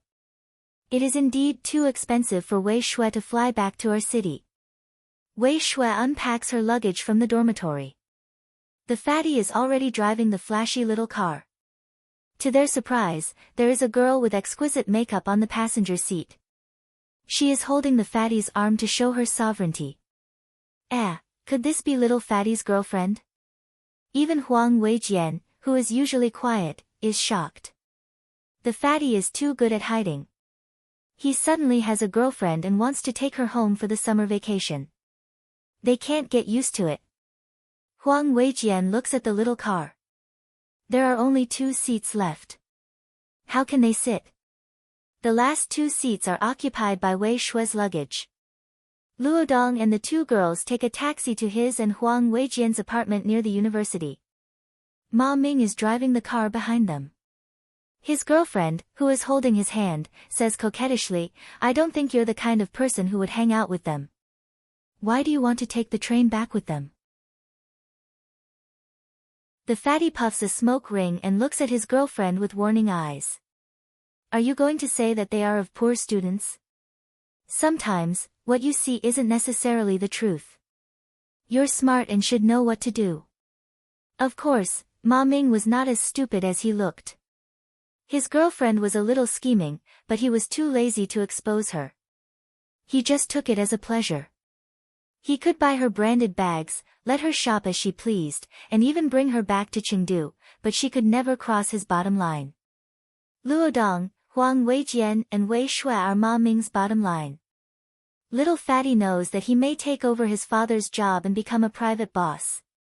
He will do a lot of big business, but Ma Ming knows that he will never forget that summer vacation. Staring at the scorching sun, the 4 of them hawked tofu pudding for only 3 yuan a bowl. That summer vacation, each of them earned more than 10,000 yuan, but Ma Ming didn't care about it. What he cared about was that it was the first time he had earned money and the first time someone treated him as a real friend. Friendship was something that lasted for a long time. Especially after he left home and came to the capital to study at the university and met all kinds of people, Ma Ming increasingly felt how precious this friendship, which was really established in junior high school, was. He touches the jade plate on his neck. They don't treat him as an outsider. Ma Ming sees Huang and Luodong as brothers. When they arrive at Luodong's apartment, Ma Ming's girlfriend finally stops looking down on them when she sees the apartment, which is too luxurious for students. After packing their luggage, Ma Ming leaves his car in the underground parking lot of the apartment. The 5 of them go to the train station together. When the stuffy atmosphere on the bus dissipates, the young people finally have the energy to chat. "Hey, do you think my sister has forgiven us?" Luodong pokes Huang's arm. Huang rolls his eyes and says in a muffled voice, "I don't know." In fact, he feels guilty too. If he had known that Lin Luoran would be so angry, he wouldn't have taken Luodong to Neon secretly. Curiosity kills. Tongya, Ma Ming's girlfriend, is curious. "Is your sister powerful? Why do you seem to be afraid of her?" Luodong is stunned. "Who says they are afraid of Lin?" Wei Shui laughs. "That's why we care about our image in Lin Luoran's heart." "In the end, did she ask you two to make trouble?" Wei Shui couldn't help but gloat at the thought of how the 2 of them had left Cui Wanlu with her and how she had spent those frustrating days. Tongya wants to ask what kind of trouble they made, but it's the first time she meets the 3 men. She will not do such a reckless thing after adjusting her attitude. However, seeing that Ma Ming is chatting happily with them and the three men care about Wei Shue's feelings, Tongya admits that she is jealous. She can see that Wei Shue is also a girl from an ordinary family. Why can she be surrounded by rich young masters? Tongya doesn't think that there is something called friendship in this world besides love, which can make people forget about the difference in identity. While Luodong and Huang are worrying, Lin Luoran is not at home at the moment. She is under the water of Dongting, using the Seaview Pavilion to check the situation around Mount Jun and Dongting. The trip to Neon has inspired Lin Luoran a lot, especially when the remnant spirit of the goddess guarding the mountain chose to die together with Orochi. Lin Luoran is deeply moved. Is this the god? Even if it is just a remnant spirit with independent consciousness. Lin Luoran suddenly finds that she has occupied the godhead for nothing. In fact, she has done too little to protect this land. To be precise, before this, she has occupied the title like a child's play. She has never thought about how to be a qualified god. Besides, she has to refine a weapon for Xing Tian. Lin Luoran simply comes to the Dongting Dragon Palace to meditate. Recently, she has also helped some devout pilgrims to solve their troubles. She finds that the fire of the power of faith is getting brighter and brighter. The road to becoming a god is long. Maybe this is the accumulation of power. Lin Luoran has seen the 1-meter-long golden carp in the pool of the Dragon Palace. It is more majestic after changing its scales. Lin Luoran is looking forward to the day when it can get the inheritance by awakening its bloodline. Diliu syrup is too uncertain. Although awakening bloodline is not reliable, as long as the golden carp lives on, there is still a small chance when it grows up. Sometimes, Lin Luoran uses her wakan to wash the impurities in the bodies of the fish and shrimps. She also feeds them the best food produced in her space. Lin Luoran hopes that such a good environment can make up for their congenital deficiencies. Lin Luoran has figured out the difference between the 3 different colors of the land in the space. The red land has the most reiki and is the best place to plant spirit medicines and spirit herbs. The black land is slightly weaker, but its state is the same as the average level of the space before. It can be said that the things planted here are no different from before the drastic change of the space, whether it is rich in reiki or taste. As for the yellow land, Lin Luoran finds that the species planted here still taste delicious after harvest. There is no change. However, the amount of reiki there is far less than that in the black land. These are vegetables and fruits with good taste. They are almost the same as those grown in the backyard of Lin's house. The reiki here is very weak. Thinking of the spirit medicines and herbs planted on the red land, Lin Luoran feels that the space is concentrating reiki to feed the most important species. Anyway, the time difference has not changed. Lin Luoran can still choose the black land with medium effect to plant her daily needs, and she plants some common trees on the yellow land. The soul wood still occupies a large area on the black land. Lin Luoran is not a black-hearted person. Since she knows that Yang Lisha takes the soul wood to save the acacia tree, she can't do such a wicked thing as transplanting the soul wood to the yellow land with little reiki. The soul wood has been 3,000 years old. It has grown so long that it needs 2 people to hold it together. Such a strange species is hard to find. Lin Luoran has already cut a few branches and inserted them in the corner of the yellow land. Anyway, the several acres of land there are very large. It doesn't take up much space to plant them slowly. There were many sundries under the apple tree. Since Lin Luoran can enter the cabin and has her own room, she has put them all away. Unused scorpion shells, millennium-old luminous sand, some clothes that she seldom wears, monkey wine, spirit wine that she brewed herself, emeralds that she used to exchange for elixirs but have no reiki after her cultivation. Every cabinet in the room is like Doraemon's pocket. Things are put in different categories.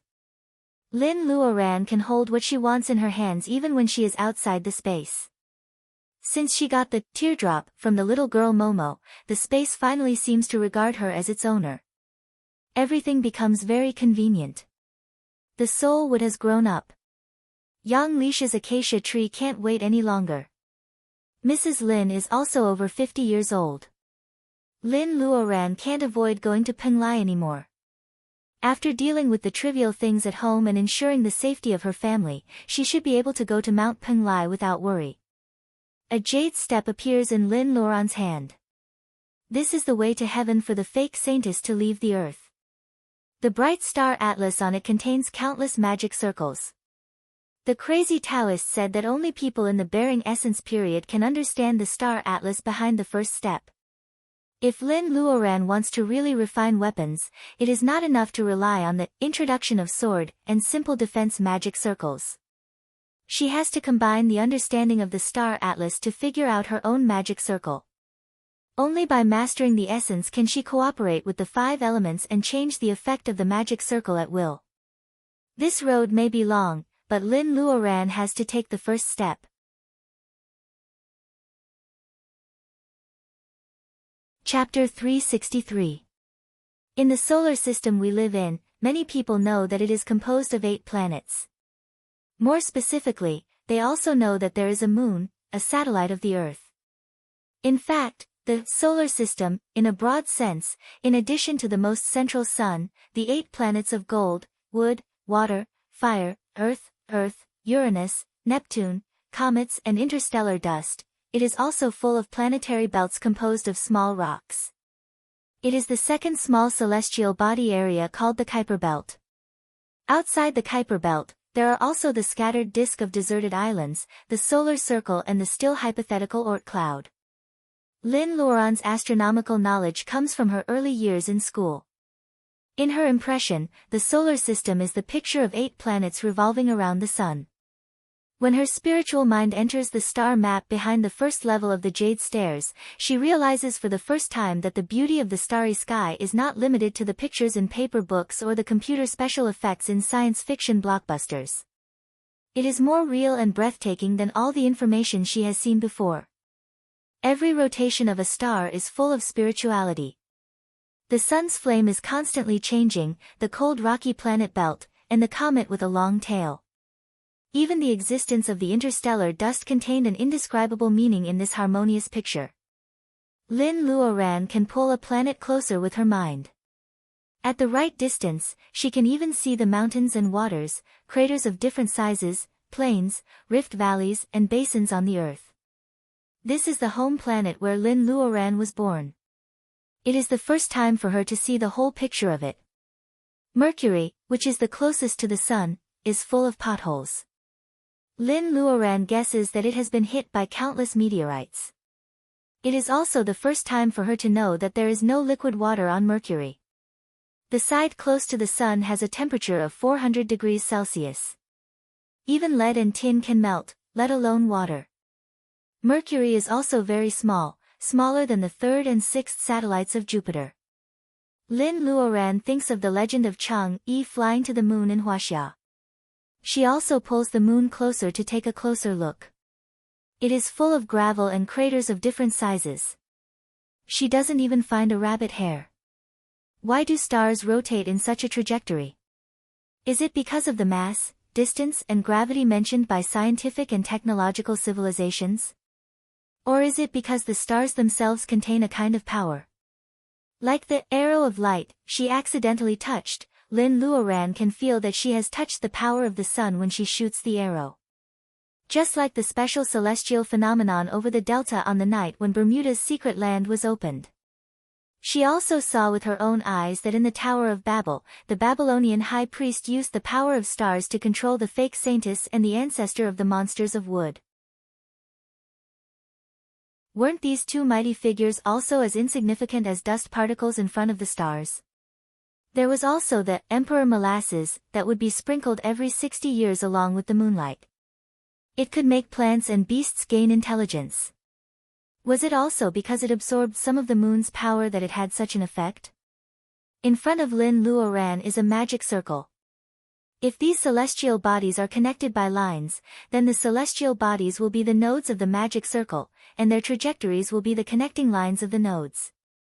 Some of the celestial bodies in the solar system became large planets, and some became satellites surrounding the planets. There are also 8 planets in the solar system. Why does the Earth have intelligent species, while Mars is a desert planet with sand dunes and gravel everywhere? There is no stable liquid water. Every year, dust storms often occur. There is water ice and dry ice at both poles, which melt with the seasons. Earth scientists all think that Mars is the most suitable place for human habitation except the Earth in the solar system. Why didn't humans breed on Mars? Except for the influence of objective conditions, does it have nothing to do with its position in the solar system and its orbit? They are in different places, so even if the conditions are similar, they are doomed to not become the same planet. It was just like the path of array formations. Defensive and offensive array formations of the same type differed from each other in their nodes. If the node's position is changed, it will have a completely different effect. Is it because the node's position is changed that it can no longer find the corresponding star? Or could it be that by changing the position of the node and making it correspond to another star, the effect would be changed? Lin Luoran exits the star atlas and ponders for a long time. Then she starts to deduce on the ground with the jade as a chess piece. The dragon palace is quiet. No one disturbs her. She is not lonely because the fish and shrimps in the pool are her companions. Lin Luoran feels that although she has set up magic circles several times, she actually hasn't touched the door of the magic circle yet. She is back to the hard fighting period when she has a mountain of treasures but no master to guide her. She deduces and simulates countless times. She places the prototype of the magic circle on the ground and describes the few magic circles she knows from the bright sword and the protective jade pendant over and over again in her mind. Although it is a little pitiful, Lin Luoran enjoys it. She always knows that she is like weeds that can't be trampled to death. Her talent is not outstanding. Whether it is in the past or in personal ability enhancement, if she wants to stand out, she must rely on tenacity and hard work. She is not afraid of the goal that is too far away. What she is afraid of is that she can't find the goal that she can work hard for. This is the case for personal ability enhancement, going to Penglai, and learning magic circles. Lin Luoran doesn't feel bored at all. Compared with ordinary cultivators, she has gained too much. Sweat and energy are the price of balance of the law of nature. It is bustling outside Mount June.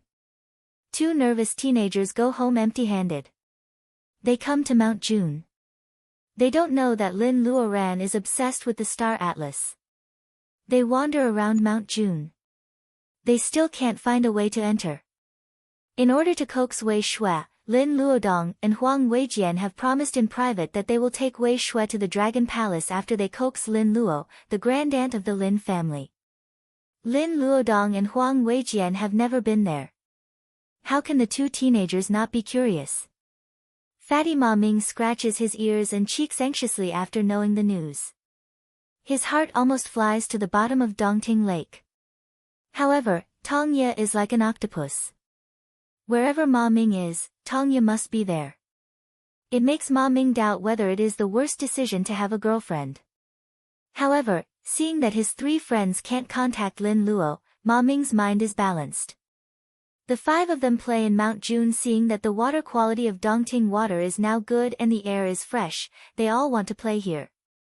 In Dongting, the Lin family occupies the best location. Except for high-rise apartments, most of the land has been built into vacation villas. Zheng Tian acts like a nouveau riche. He can't wait to build a gorgeous palace for his grandmaster beside Dongting Lake. Knowing that Lin Luo is not a flamboyant person, Zheng Tian takes a step back. He chooses some of the best locations and keeps some houses. He neither rents nor sells them. He accumulates them for the Lin family. When Huang Weijian arrives in Dongting, he knows that he also has a big villa under his name. The Lin family has never treated him as an outsider.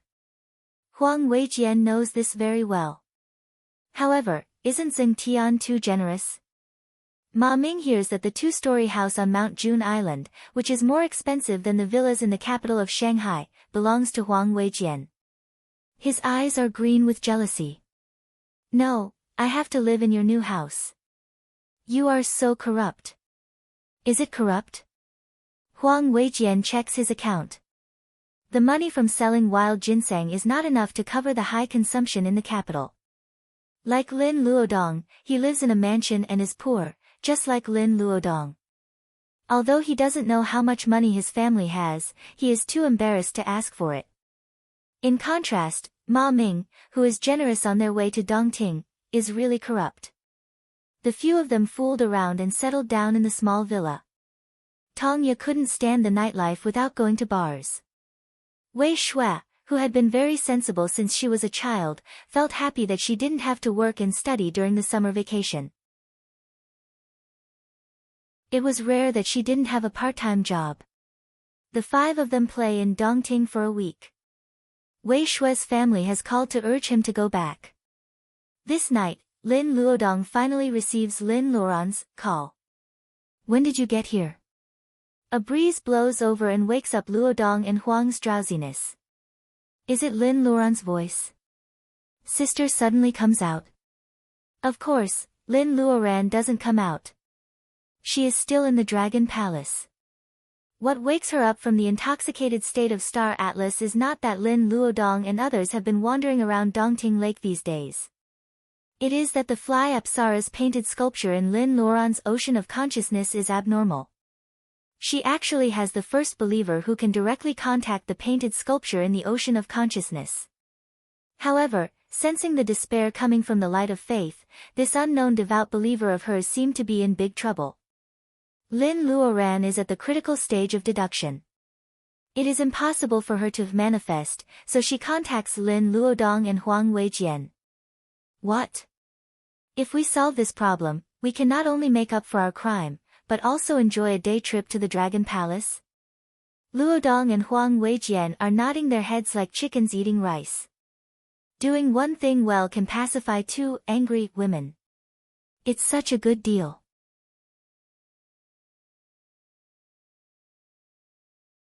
Chapter 364. Lu Guiying, 49 years old, has worked in the street office for many years.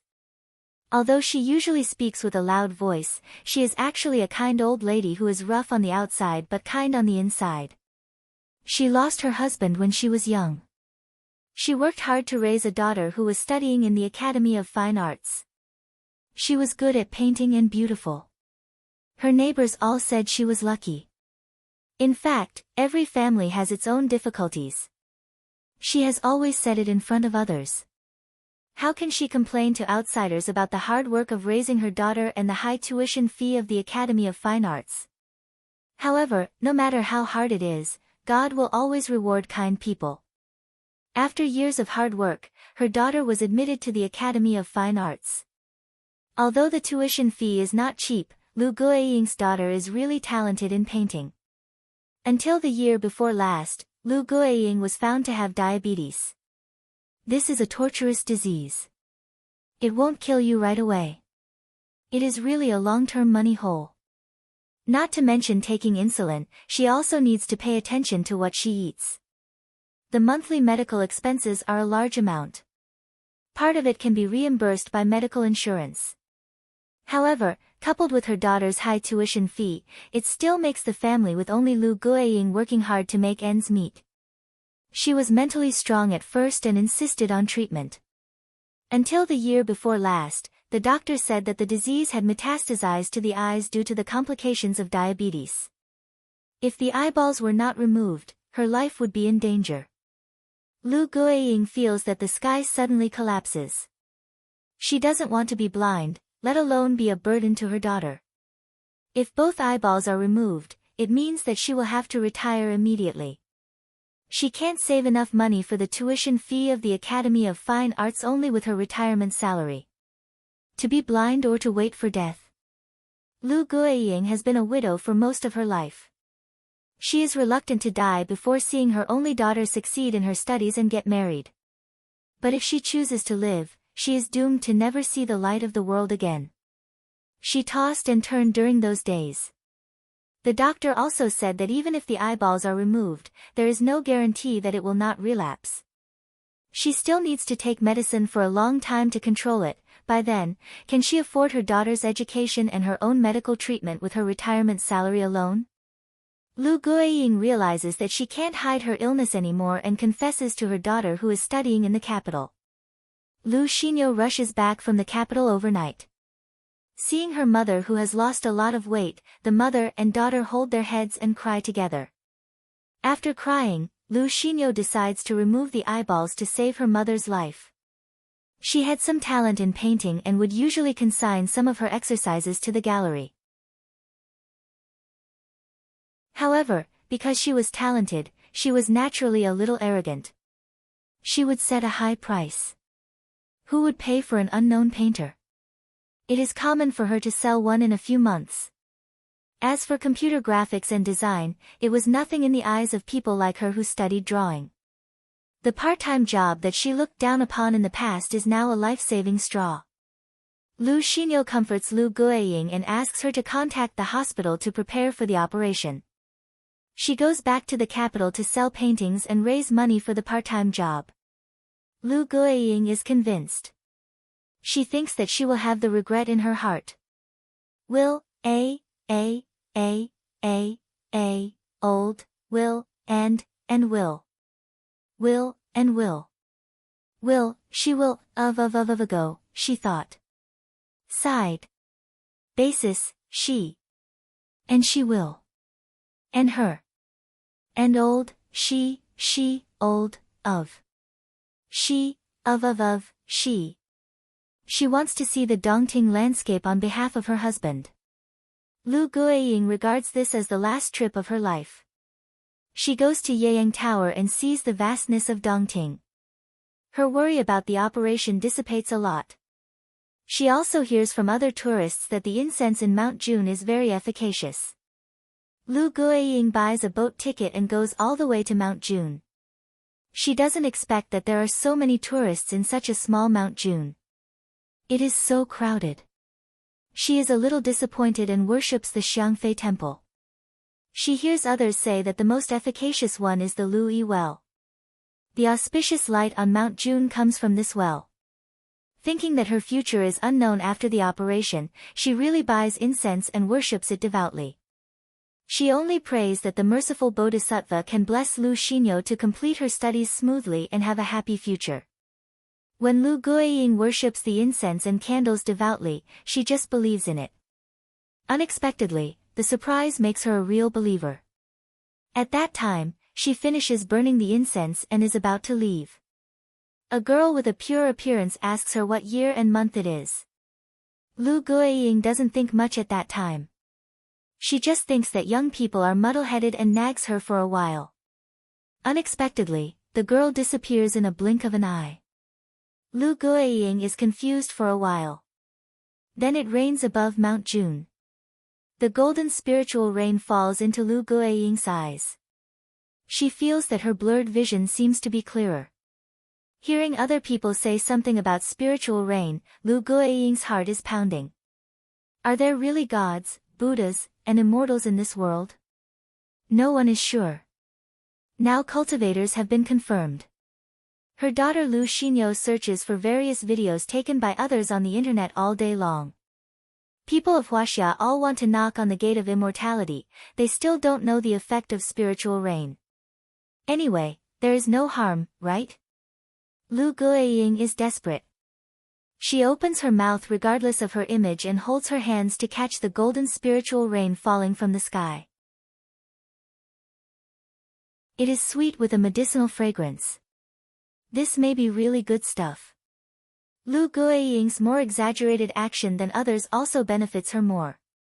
At that time, she feels that her body tortured by the disease is much lighter. After the spiritual rain falls, a female voice rings over Mount June. To appreciate your sincerity, I specially send spiritual rain to wash the dust. No matter how long it takes, Lu Guiying will clearly remember these words and this voice. When she looks up again, in the blurred water mirror above Mount June, others can only see that it is a fairy of heaven in colorful clothes. However, Lu Guiying recognizes the outline at a glance. It is clearly the woman who just asked her what year it is now. It turns out that she is a fairy of heaven. No wonder she doesn't know the time of the mortal world. What a great chance. Lu Guiying kneels down devoutly.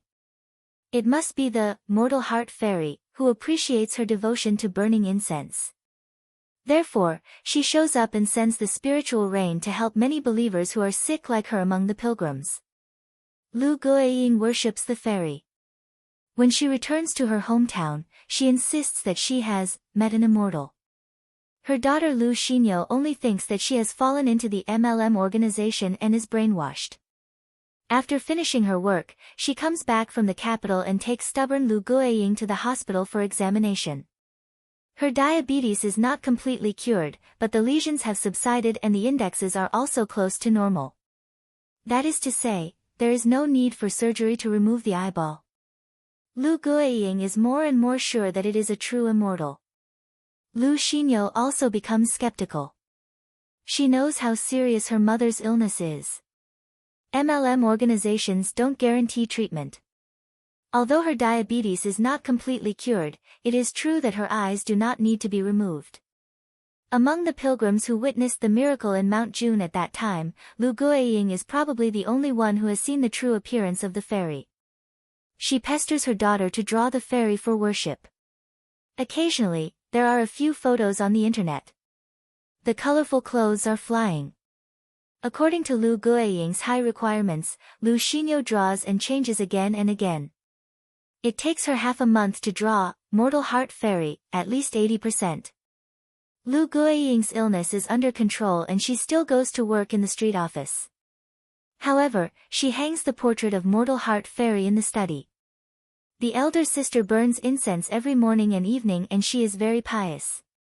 Not only did she burn incense piously, but she also liked to nag in front of the portrait whenever she was happy. Whenever she encountered difficulties at work, she would pour out a few words to the fairy. It was as if she had a backbone and the courage to face difficulties.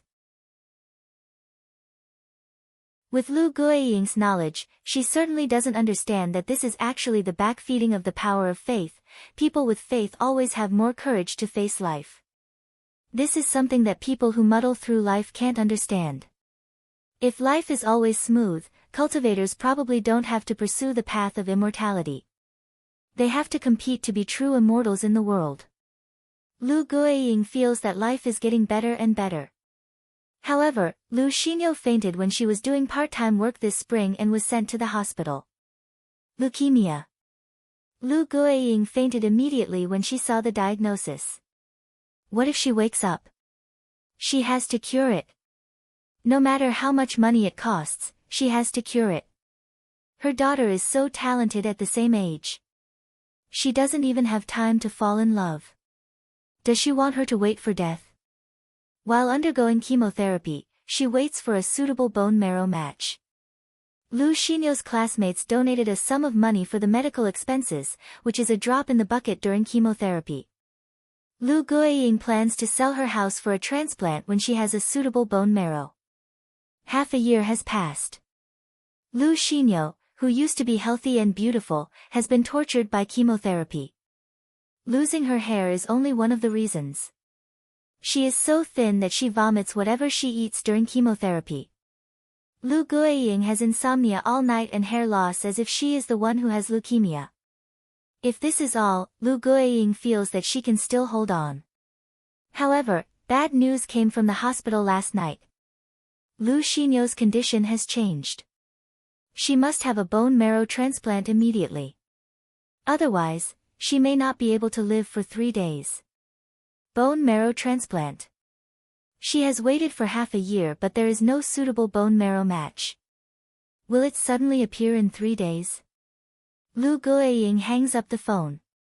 She is so anxious that she spits a mouthful of blood on the offering table with the incense and candle in her hand. Merciful Fairy, have you seen the suffering of your believers? I beg you, please have mercy and save my little daughter. Lu Guiying is desperate. She doesn't want to give up the last straw. She struggles to get up and kowtows to the portrait. Kowtowing and begging, her forehead is soon broken. The blood of a loving mother and the devout faith. She doesn't even dare to think about how she will bear the grief of losing her daughter after losing her husband in the early years if she can't get the fairy's response. She is not the most powerful person among the fairies who believe in Mortal Heart Fairy, nor is she the richest or the one who can buy expensive offerings. Lu Guiying, 49 years old, is just an ordinary old lady who has worked in the street office for many years. She is the most ordinary member of the working class in Huaxia. But she was the only one who painted Mortal Heart Fairy into a painting scroll after returning from Mount June and hung it in the study. She offered incense every day without stopping. Her pious heart of faith had long been connected with the object she believed in across space. She is the most devout believer with a small force but a sincere heart.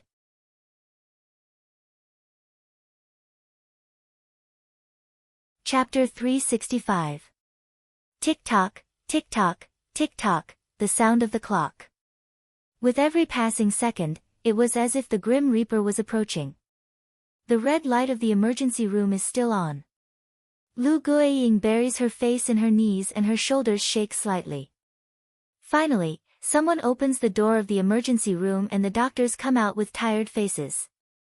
Lu Guiying suddenly looks up. "Doctor, how is my daughter?"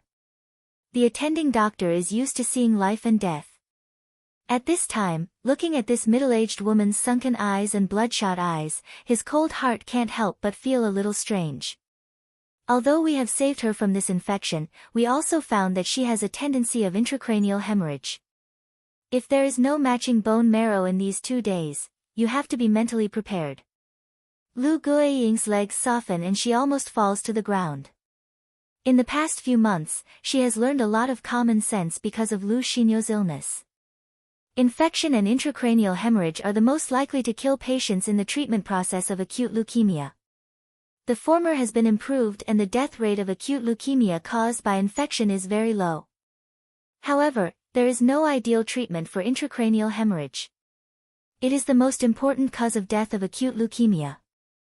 The doctor says that Lu Xinyo has a tendency of intracranial hemorrhage, which is a death sentence. Lu Guiying shivers and waits for half an hour before she feels a little strength. She changes into sterile clothes and enters the ward. Lu Xinyo's face is so thin that it is only the size of a palm. She lies on the bed with tubes all over her body. She can't eat anymore and only relies on the nutrient solution to keep her alive. Lu Guiying sits down by her daughter's bed. Yu. Lu Xinyo's eyelids move but she can't open her eyes. Lu Guiying's tears are like a faucet that can't be turned off. She feels like she has fallen into an ice cave. It is a hot July day but she is shivering with cold. Maybe the hospital also thinks that this patient has no hope of survival. When Lu Guiying is sitting there, only one nurse comes to record the data and change the nutrient solution. The ward is so deserted. As for Lu Guiying herself, she has completely lost her soul. Mother and daughter are connected. In such a close place, she can feel that Lu Xinyo's vitality is gradually fading even without looking at the physical index. Although she didn't believe it, she had a feeling that her daughter might not be able to survive the night. She has been holding Lu Xinyo's hand and feels that her body temperature is very cold. Lu Guiying doesn't think about eating at all. If Lu Xinyo can't survive tonight, she may not want to live anymore. It's better to cross the bridge of helplessness together and reunite as a family. She sat there in a daze, not knowing when the sky had darkened. It was already 1:00 in the morning, and there was suddenly light in the dark ward. Lu Guiying's dull eyes were dazzled by the light, and she finally reacted. 2 young men in their late teens stood before the bed. One of them studied the medical records on the bedside table and asked in surprise, "Excuse me, are you Madame Lu Guiying who lives in Happiness Neighborhood in Jiang City's Furong District?" Lu Guiying didn't know the 2 young people in front of her. She held her daughter's hand tightly and looked at them blankly. Because the 2 young men were gentle and kind, she did not scream immediately. "Oh, our visit may be too abrupt. May I ask if there is a female fairy with the Taoist name, Mortal Heart, in your family?" Lu Guiying held her breath. She didn't publicize the fact that she worshipped Mortal Heart Fairy because of her daughter's reminder. How did these 2 young men know it? She nodded unconsciously. one of the young men breathed a sigh of relief. He took out a valuable jade bottle from his arms, poured out a fragrant pill, opened Lu Xinyo's mouth and let her swallow it. The other young man began to pull out the tubes on Lu Xinyo, including the 4 drip. Lu Guiying finally reacted and shouted angrily, "Who are you? What are you going to do to my daughter?"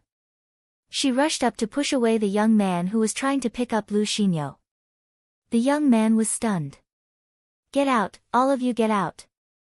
No one is allowed to touch my daughter. She is fine. She will get better." Woo! Lu Guiying was a little crazy. She was not sober and regarded the 2 young men as hospital staff. Lu Xinyo was still alive and they wanted to make room for her. That was too much. "Aunt Lu, you are mistaken. Let's put it this way. Did you make a great wish in front of Mortal Heart Fairy to save your daughter?" Lu Guiying was stunned and stared at the young man in disbelief. The young man's eyes were very gentle and calm. He didn't seem to be lying. Was it really the fairy's mercy that she heard her suffering?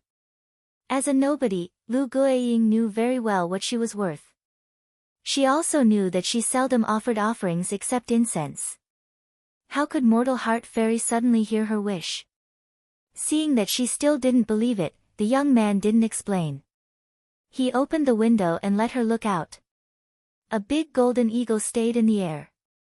The ward was on the 11th floor. The golden eagle stayed outside the window as if waiting for them. This is... Lu Guiying's eyes widened.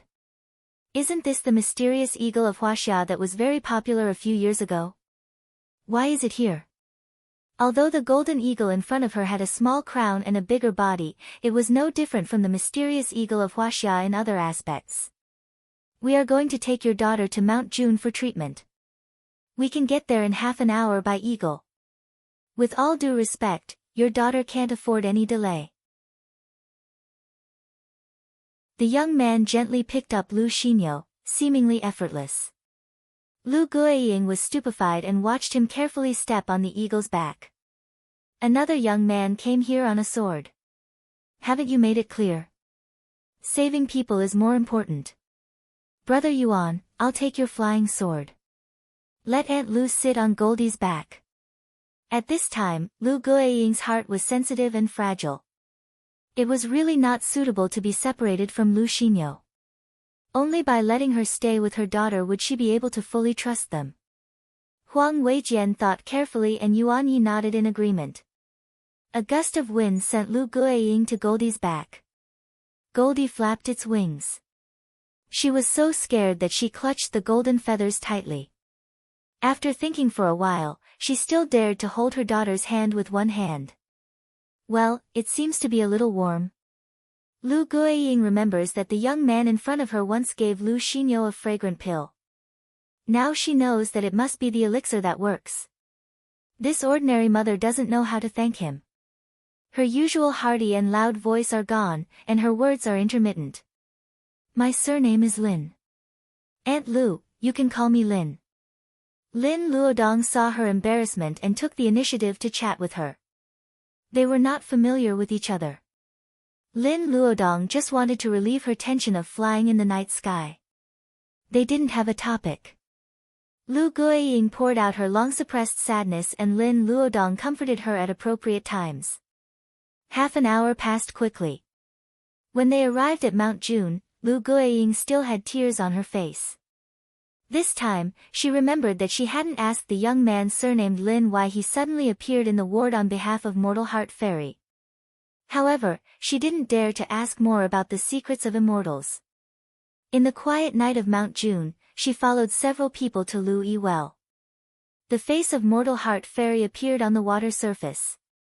Lu Guiying's previous hesitation disappeared. "Fairy is so kind.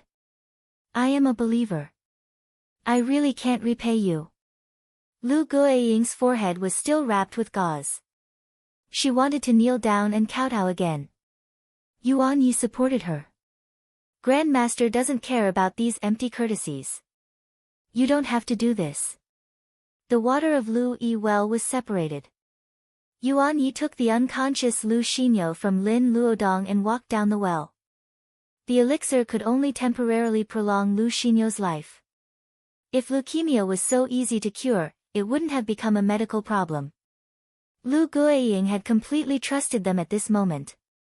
She knew she was just a mortal woman, so she didn't dare to follow them in. Fortunately, the young man surnamed Lin and another young man with long bangs also stayed. It was also the first time for Yuan Yi to come to the Dragon Palace. He would have been very excited in normal times, but now it was a matter of life and death. He carried Lu Xinyo all the way through the main hall, the long corridor, and the huge side hall. They came to the brand new royal garden of the Dragon Palace. In front of a strange tree full of thorns, a shadow has been cast. Yuan Yi stood in the shadow. When he opened his eyes again, there was another world in front of him. The Palace of Jihua. Is this the treasury of the Dragon Palace that Rong Donglin mentioned? Yuan Yi envied Rong for having been to the Dragon Palace before. He didn't have the chance to come here until a few years later. Yuan Yi carried Lu Xinyo and walked on the path. Go all the way. Lin's voice came from the depths of the palace. Yuan Yi took a breath and walked through the first palace, which was full of white mist. Rong said that this was the playground for children in the Dragon Palace. Everyone who came in had a chance to choose. Yuan Yi thought of the patient in his arms. He walked quickly through the temptations and came to the second palace. There were some messy lines on the stone floor. Yuan Yi took a look but didn't see anything special. He avoided them carefully and kept walking forward with Lu Xinyo in his arms. Yuan Yi didn't find his grandmaster Lin Luoran until he came to the seventh palace. Lin Luoran was squatting on the ground and drawing strange lines. The ground of these vast and boundless palaces was full of scratches and dots. It was the first time for Yuan Yi to see his young grandmaster slovenly. It seemed that she was immersed in a certain state. What is she calculating? Yuan Yi was very curious. He didn't disturb her but quietly watched the lines. After a while, he felt dizzy and quickly calmed down. He knew that his personal ability was not high enough, so he didn't dare to look at it anymore. How is she? Lin Luoran suddenly asked. Yuan Yi checked Lu Xinyo's pulse and answered cautiously, Grandmaster, she is not very optimistic. She has been ill for a long time. The blood and qi in her body have dried up. She is only hanging on by the elixir. Lin Luoran finally raised her head. She clapped her hands and took her attention back from the endless deduction. It took her a while to regain her spirit. She didn't have to check the pulse like Yuan Yi. She could know Lu Xinyo's physical condition just by a glance. However, Lin Luoran didn't save Lu Xinyo immediately. She thought about it and asked Yuan Yi, how much do you know about leukemia? If we don't rely on the means of cultivators, is it possible to cure it with medicine? Yuan Yi immediately realized that the Grandmaster was finally going to let Lin's develop on a large scale. Yuan Yi was also a little excited. However, he had always been cautious and didn't make any promises. Grandmaster, if the research department of Lin's combines the ancient prescription, there should be a breakthrough in less than half a month. It will take 3 months for the effective medicine to come out. Lin Luoran smiled. 3 months is very fast. Put her down and I'll have a look. You go to the first palace to choose a gift. Don't be too greedy. Rong Donglin should have told you. Just treat it normally. Yuan Yi held back the excitement in his heart and put Lu Xinyo down carefully. This girl was so lucky. In the Grandmaster's hands, the incurable disease was not really incurable. Yuan Yi sighed silently. He carefully avoided the lines on the ground and went to the first palace to try his luck. Lin Luoran began to check Lu Xinyo's body. No wonder the power of faith was so desperate. It was not easy for Lu Guiying to have such a performance when her only daughter suffered from this incurable disease. Facing the request of her first devout believer, Lin Luoran had to take it seriously. Po was a little talkative and naggy tonight. I don't know if you noticed that Linz had already written 1 million words when this chapter was updated. The book was published on April 28th. Today is December 28th. She wrote 1 million words in 8 months. Compared with high-yield writers, her speed was slow. However, Per wrote very hard. This is my first book with 1 million words. Now I'm in a wonderful mood and I want to share it with you. I'm very happy to write 1 million words and I'll work harder.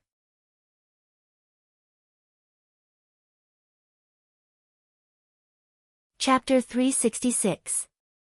Leukemia, also known as blood cancer, is a malignant disease of hematopoietic tissue. It is characterized by the unlimited proliferation of a large number of non-nucleated cells in bone marrow and other hematopoietic tissues.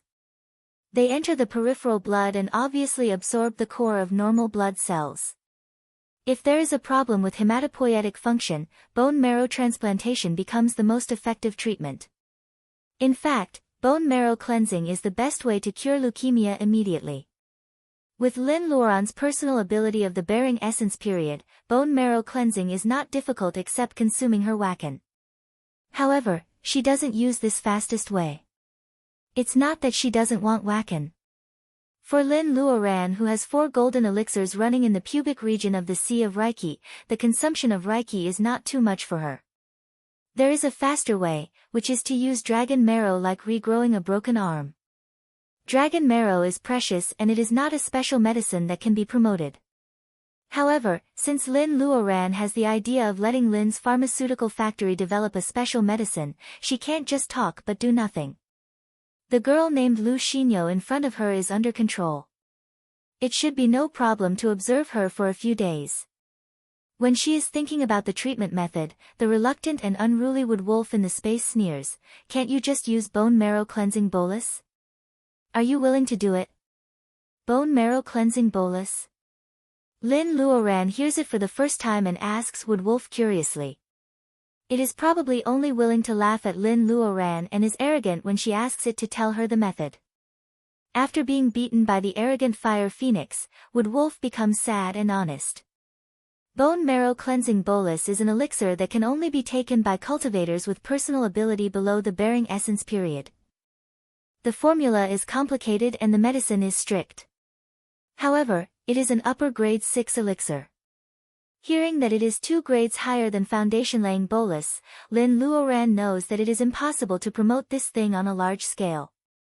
However, she is curious about how an elixir that can only be taken by cultivators with personal ability below the bearing essence period can reach the upper grade 6? You are ignorant. After taking the marrow cleansing bolus, cultivators below the level of bearing essence can catch up with those with 2 natures, even if they have the Taoist root of 3 natures. Marrow cleansing is not a simple thing. In ancient times, powerful people had deep bloodlines. It was common for some of their descendants to have a poor Taoist root. If there are people with a strong mind and painstakingly pursue the Tao, they can give them the marrow cleansing bolus as a reward. It is also a blessing.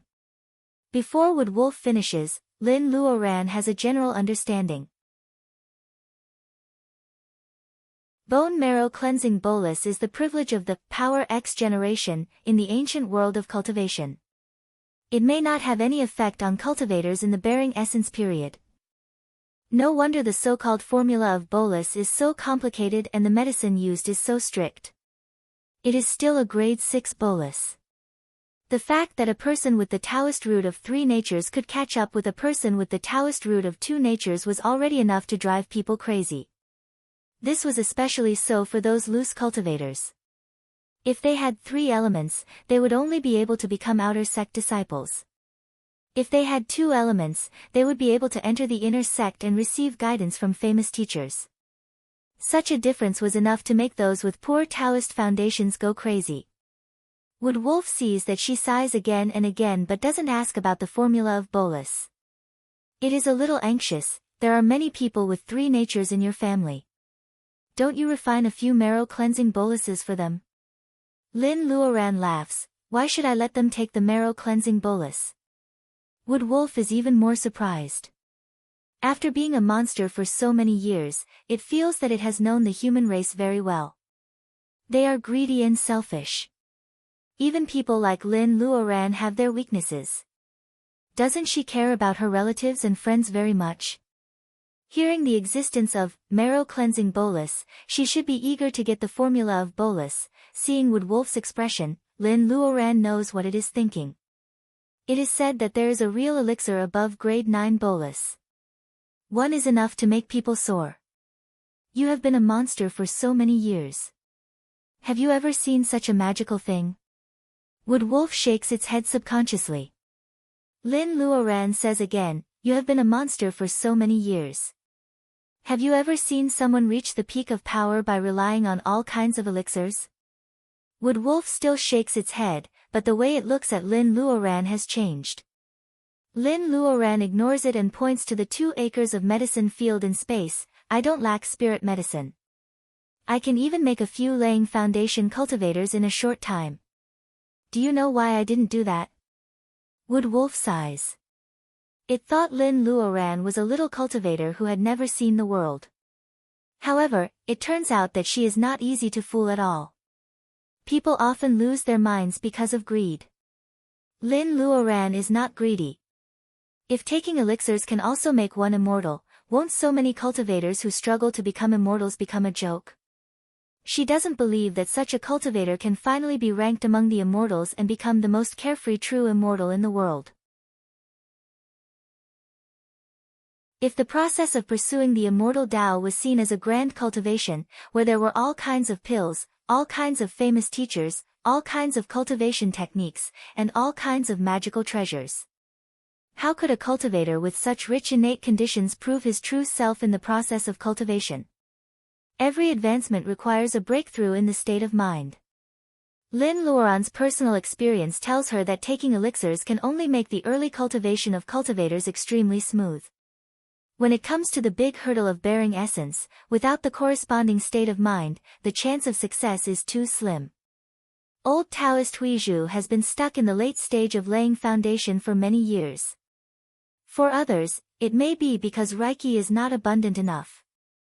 However, Qingqing Taoist Temple used to own a small wood Reiki mine. Huizhu didn't bear essence. Maybe there is something wrong with his state of mind, and some knot in his heart hasn't been untied. Cultivation.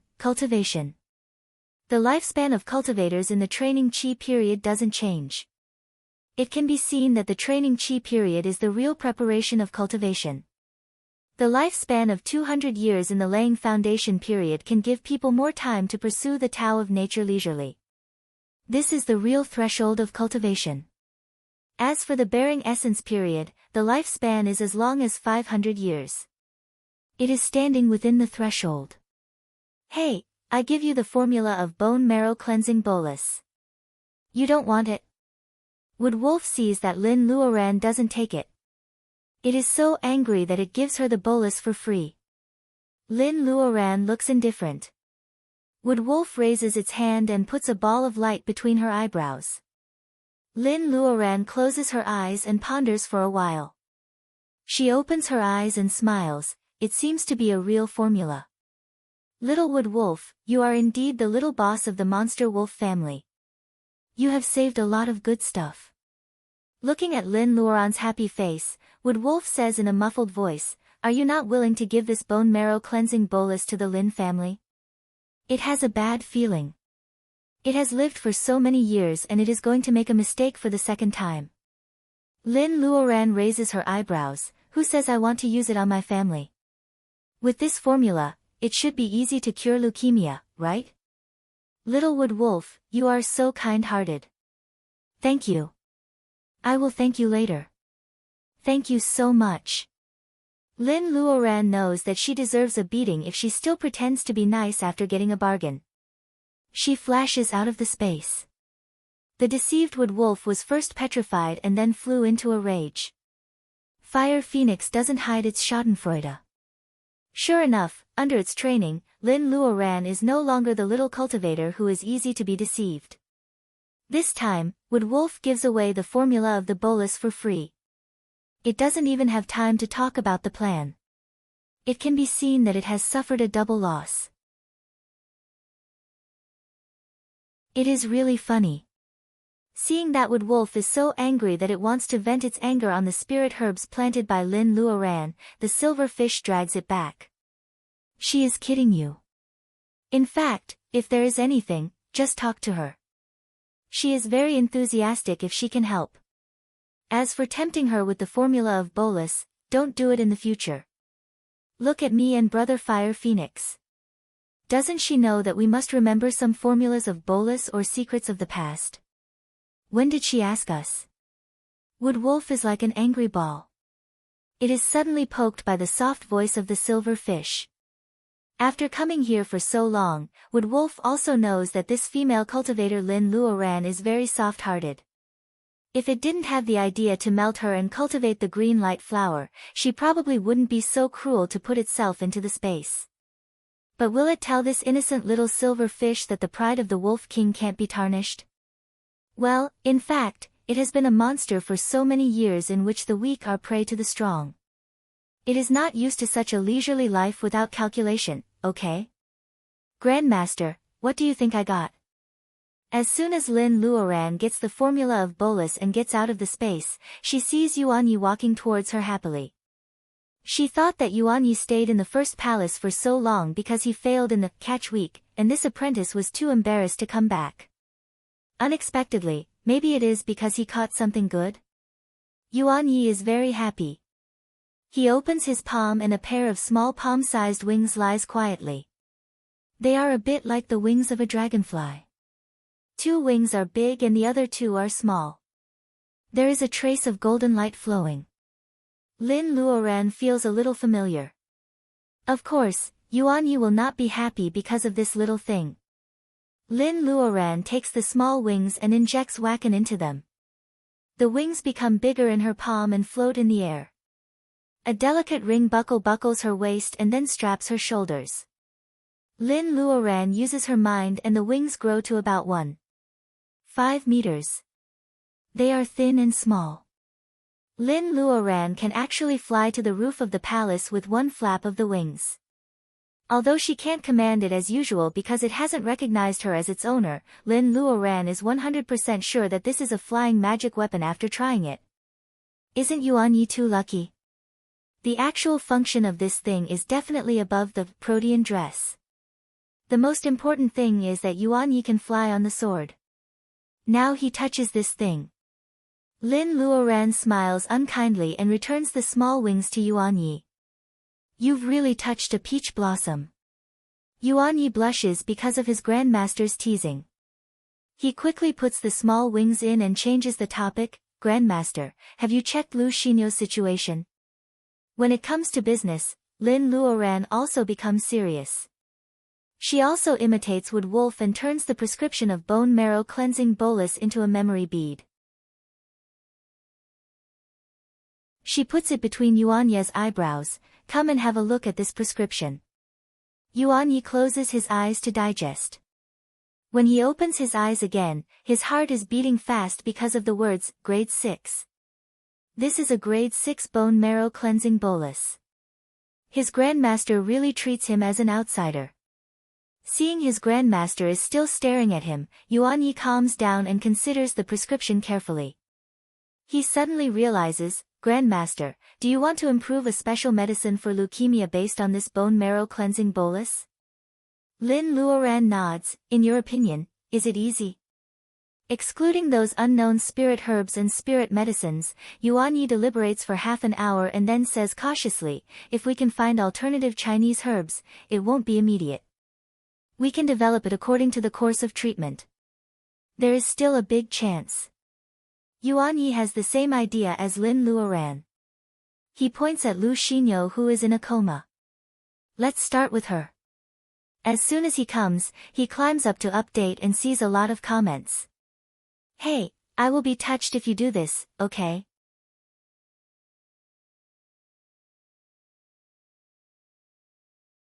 Chapter 367. When Lu Xinyo opens her eyes in a daze, she thinks she is dead. If she is not dead, how can she see a magnificent palace and a figure like a fairy in the divine palace? At first glance, it was quite similar to the portrait of Mortal Heart Fairy that was drawn by her mother. It turns out that the fairy she believed in her lifetime will come to take her away. But she is not a believer of mortal heart fairy. Lu Xinyo vaguely hears a man and a woman talking about how to save her. She smiles helplessly. Acute leukemia has dragged on for almost half a year. The last scene in her memory is many people in white coats rushing in, saying that she is infected and needs to be rescued. Lu Xinyo's memory is chaotic. She faints again in a daze. Grandmaster, she is much better now. Well, let's continue. I'm afraid Lu Guiying has been worried sick these days. Intermittent conversations like this come into Lu Xinyo's ears from time to time. The high fever makes her almost lose the ability to think. Sometimes she thinks that if she can survive, she certainly doesn't want to die. Yes, no one wants to die in their youth. Her painting has not been recognized by the industry. She hasn't had a good relationship yet. The most important thing is that she hasn't become the person that her mother who raised her and refused to remarry wants to be. She hasn't fulfilled her father's last wish. She is reluctant to leave Lu Guiying, who has a loud voice and likes to work. Lin Luoran breathes a sigh of relief. No matter how effective the elixir is, the patient must have the will to survive. Compared with the previous one, today's elixir is much more effective. Lu Xinyo excretes a black substance which is necrotic cells. Lin Luoran casts a cleaning spell to clean Lu Xinyo, who is in a coma. Then she asks Yuan Yi to feed her some porridge made from the space rice. Grandmaster, in this way, she can be sent out in 2 days, right? It feels great to pull a dying man back from hell with his own hands.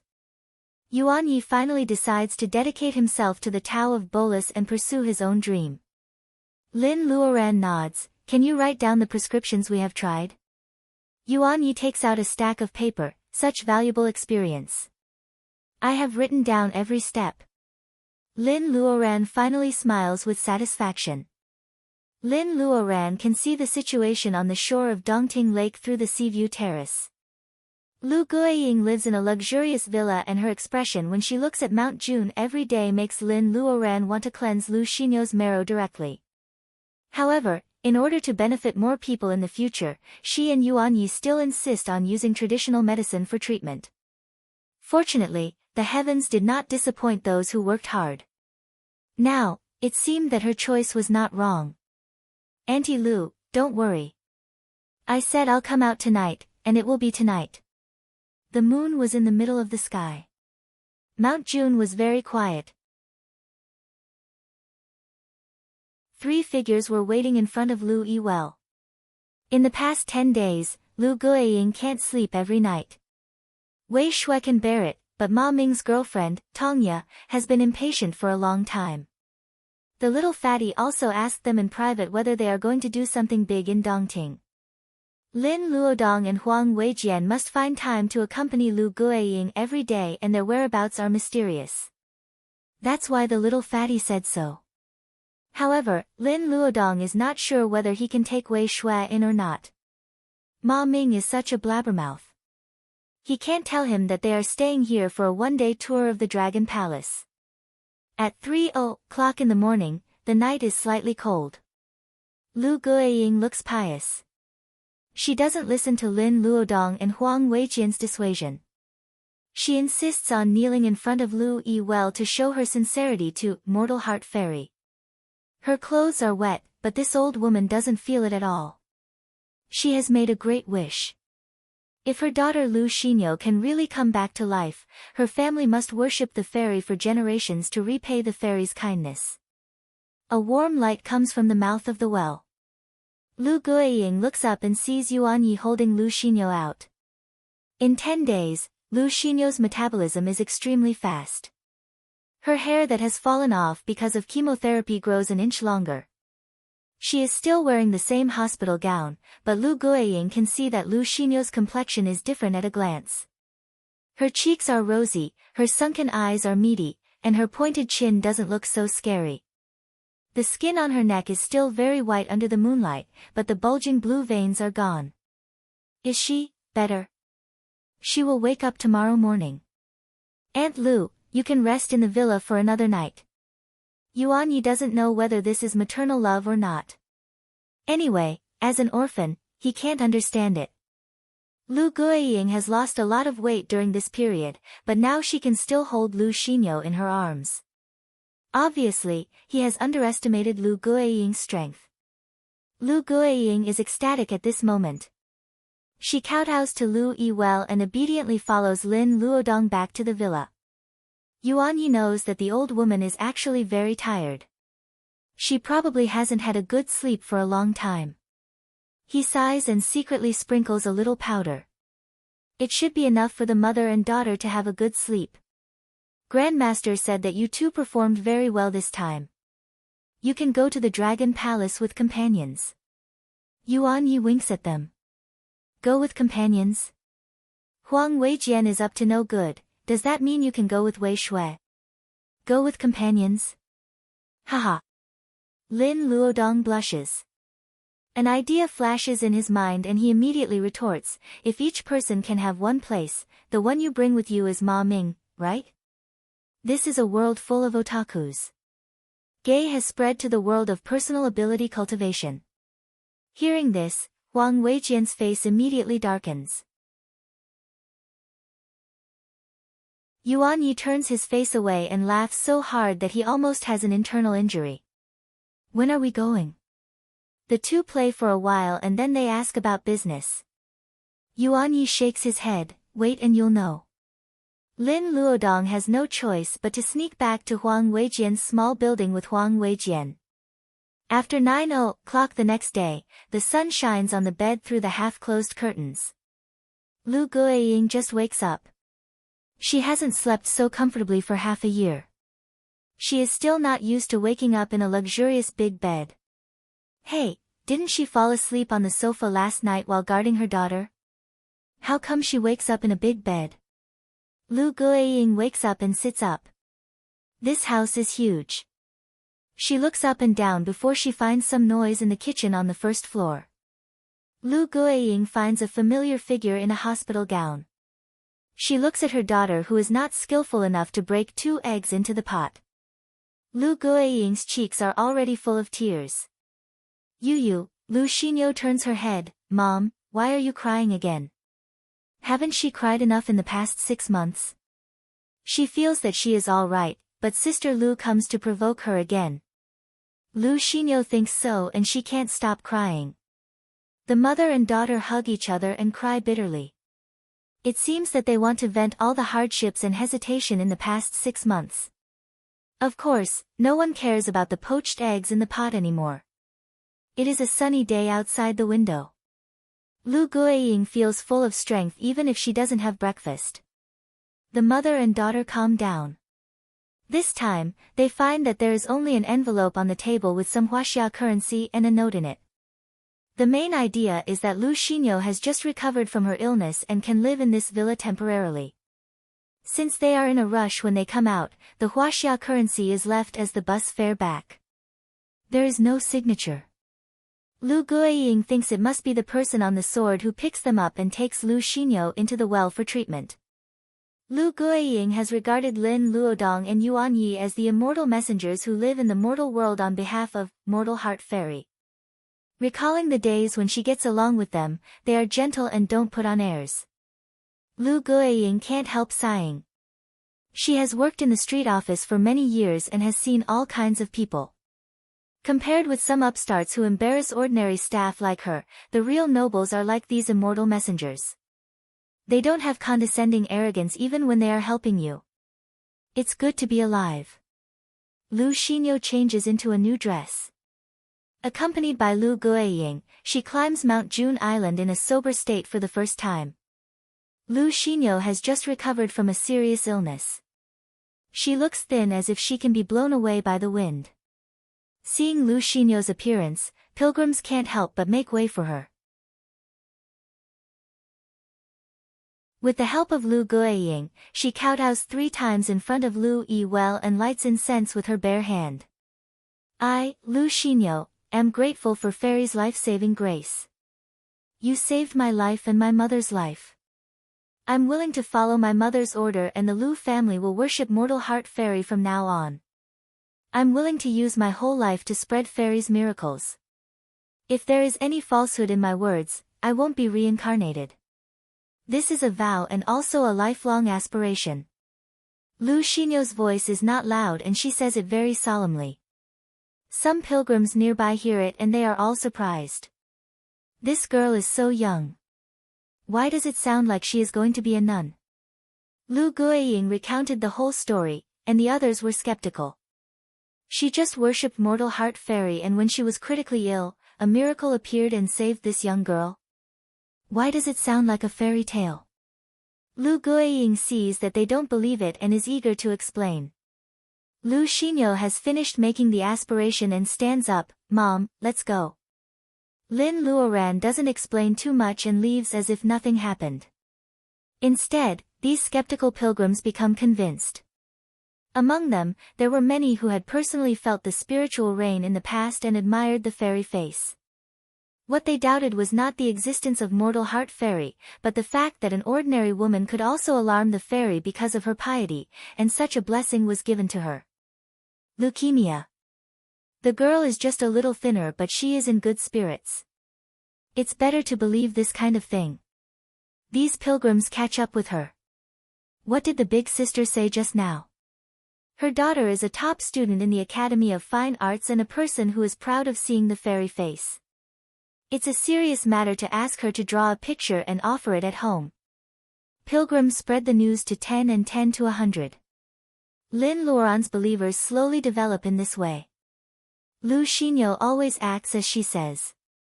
She begins to fulfill her preaching duties before leaving Mount June. Lin Luoran suddenly opens her eyes in the Dragon Palace. She finds that there are some white light spots in her ocean of consciousness. One of the new light spots is not as bright as Lu Guiying's faith, but it is firmly connected with the fly Apsara's painted sculpture with a new momentum. The silk thread emits beautiful brilliance. Lin Luoran can see that the person connected by the silk thread has made a great aspiration of never abandoning preaching for life.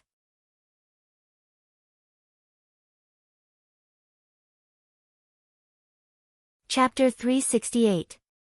It is not until the next afternoon that Lin Luodong and others understand what Yuan Yi means by saying, just wait and see. Mr. and Mrs. Lin arrive with Xing Tian. Li Shi comes with Cui Wanlu's family. Lin Luodong is shocked by the dozens of people. In a trance, he feels that his sister has become the big boss guarding the Dragon Palace. They are all excited and they are going to kill monsters. Wang Miao Yi always treats Lin Luodong as her son-in-law. She pinches Lin Luodong's face as soon as she sees him. After all, Lin Luodong is only 19 years old. He blushes. Wang Miao Yi and Mrs. Lin are only a few years apart in age. Wang Miao Yi gets rid of the toxins in her body because of the skin beauty bolus. These years, she eats and drinks like the Lin family. Except for her charm, she always looks like a woman in her 30s or early 40s. Like Mrs. Lin, Wang Miao Yi looks like a noble lady. Ma Ming has already sent Tanya home on the plane under Lin Luodong's hint. Now that the Lin family is here, Ma Ming knows that something good is going to happen. Last time he got a mysterious jade pendant. What good thing is there this time? Ma Ming is anxious. However, everyone is tight-lipped and refuses to tell him in advance. At this time, there are still many pilgrims in Mount June. They have to wait patiently. It has become a tradition to go to Yiyang Tower to look at Dongting Lake. They are bored, so they buy tickets to go there. The water of Dongting Lake has been greatly improved. The lake surface is clear and the scenery of blue waves is back. Lin's pharmaceutical factory has invested a lot of money to beautify the lake embankment. More tourists come to Dongting Lake. With the investment of Lin's company, the economy of Dongting Lake has improved and the financial revenue has not decreased. In the past 2 years, the local government has realized that even if they close down those chemical plants, it will only be good for them. In fact, I bought a cruise ship last time. Zheng Tian doesn't remember that he bought a cruise ship until he goes to Yiyang Tower. His enthusiasm is despised. Everyone pays for the tickets, but they have to follow him down. It is good to watch the tide from a high place, but how can it compare with boating on the lake? Well, the boat seems to be a little bigger. Are all cultivation families so rich? Ma Ming and Wei Shui have the same suspicion. After all, the cruise ship in front of them was simply too big. Cruise ships often represent wealth, not only because they are expensive, but also because they are rarely used each year. The maintenance fee is also high, so it is not cost-effective. Except for Zheng Tian, probably no one would do such a thing. The gentle lake breeze blows. Ma Ming is interrogating Lin Luodong on the deck. Wei Shui also feels uncomfortable. The chef is frying the famous crayfish of Dongting for everyone. It is intertwined with the fragrance of frying lamb chops. It is quite a combination of Chinese and Western. Looking at Lin Luodong and Ma Ming, Wei Shui murmurs. Cui Wanlu sits at the bar and pulls the belt of her princess dress. Huang Weijian is amused and goes closer. Why aren't you rushing up to stir things up? Cui Wanlu looked at him as if he was an idiot. Brother Weijian, do you know how long a cultivator can live?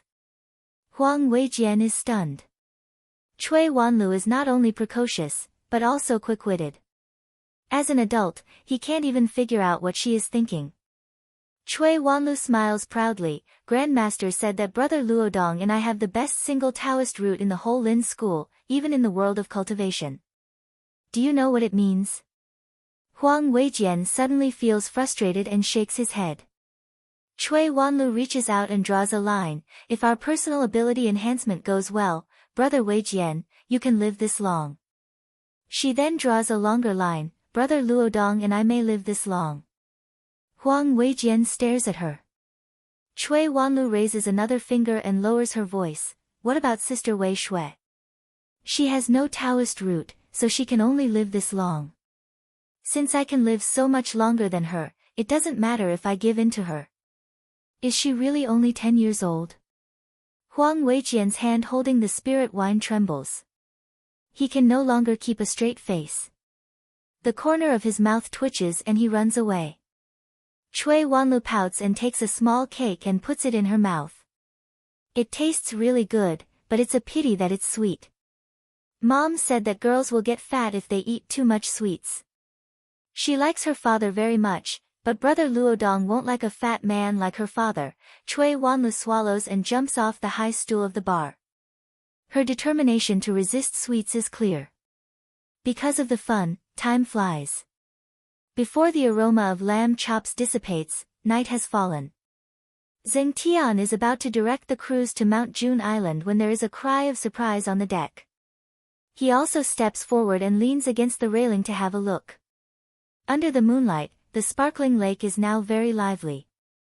The lobster army doing gymnastics, the water snake team doing yanko, and the fish performing synchronized swimming. It seems that they are welcoming everyone. Yuan Yi starts to spread the powder again. The staff on the cruise all fall asleep.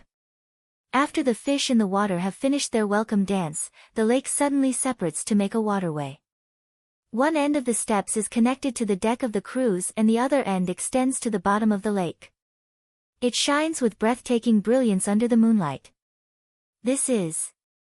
Fatty Ma Ming's eyes are about to pop out. Fatty Cui, who is about the same size as him, pats him. Silly boy, it's obvious that they are here to pick us up.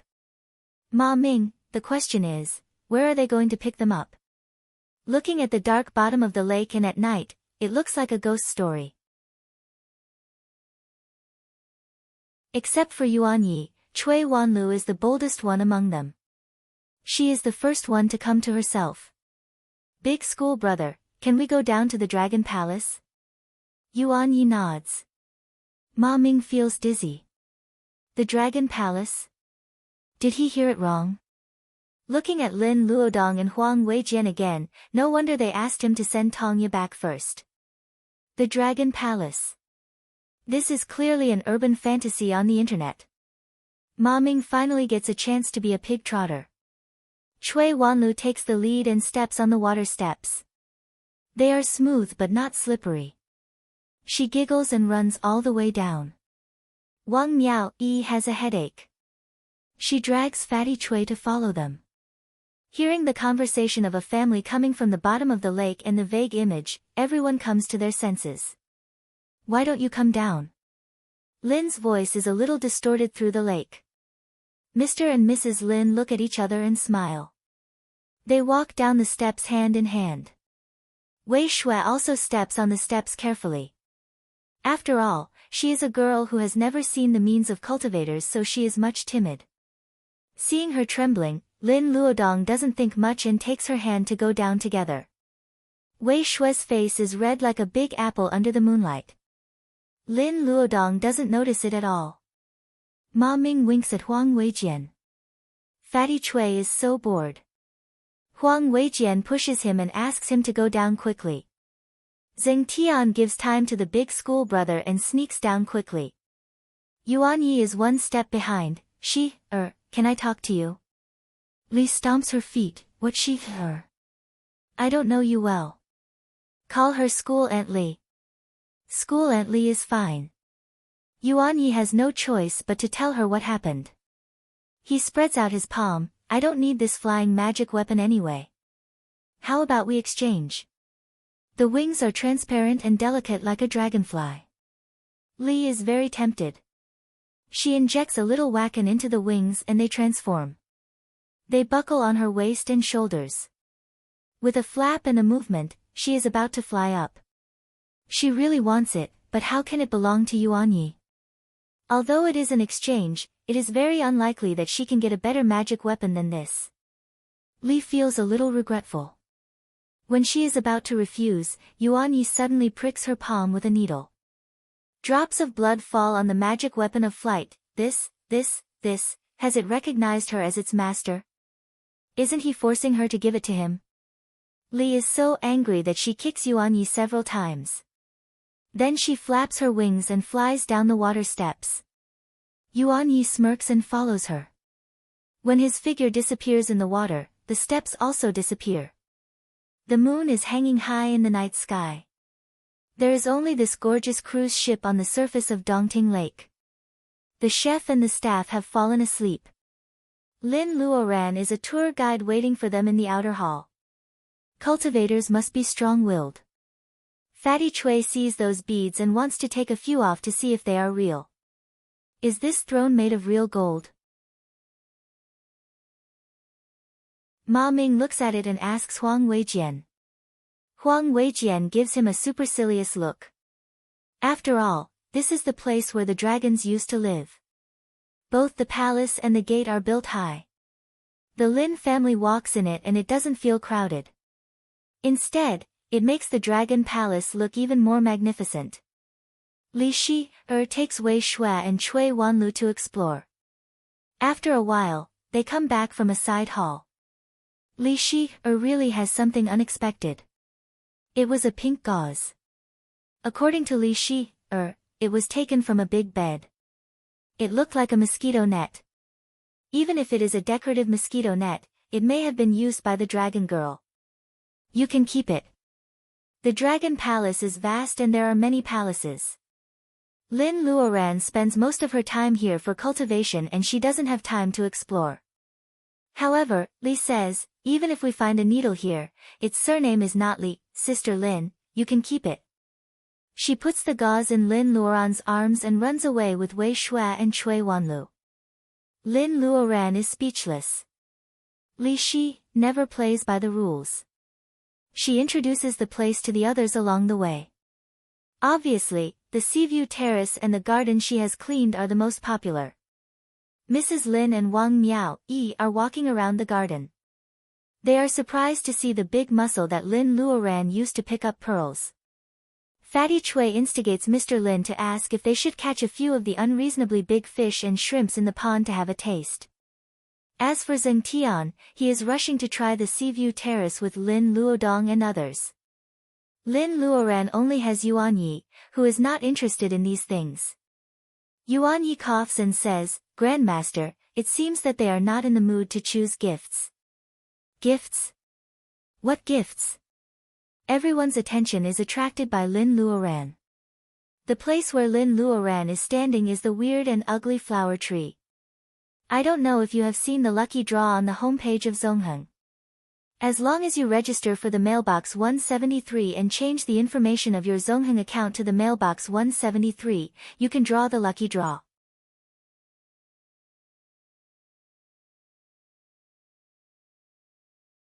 Chapter 369. Speaking of this person's luck, it was really something that could not be fathomed. In the catch week of the first palace of Jiuhua Palace, Ma Ming actually wins the first prize. Fatty didn't expect that there would be a flying sword aiming at him as if it was chasing him. He is so scared that he almost pees his pants. It turns out to be a grade 5 flying sword. At that time, everyone has touched their prizes and they are discussing together.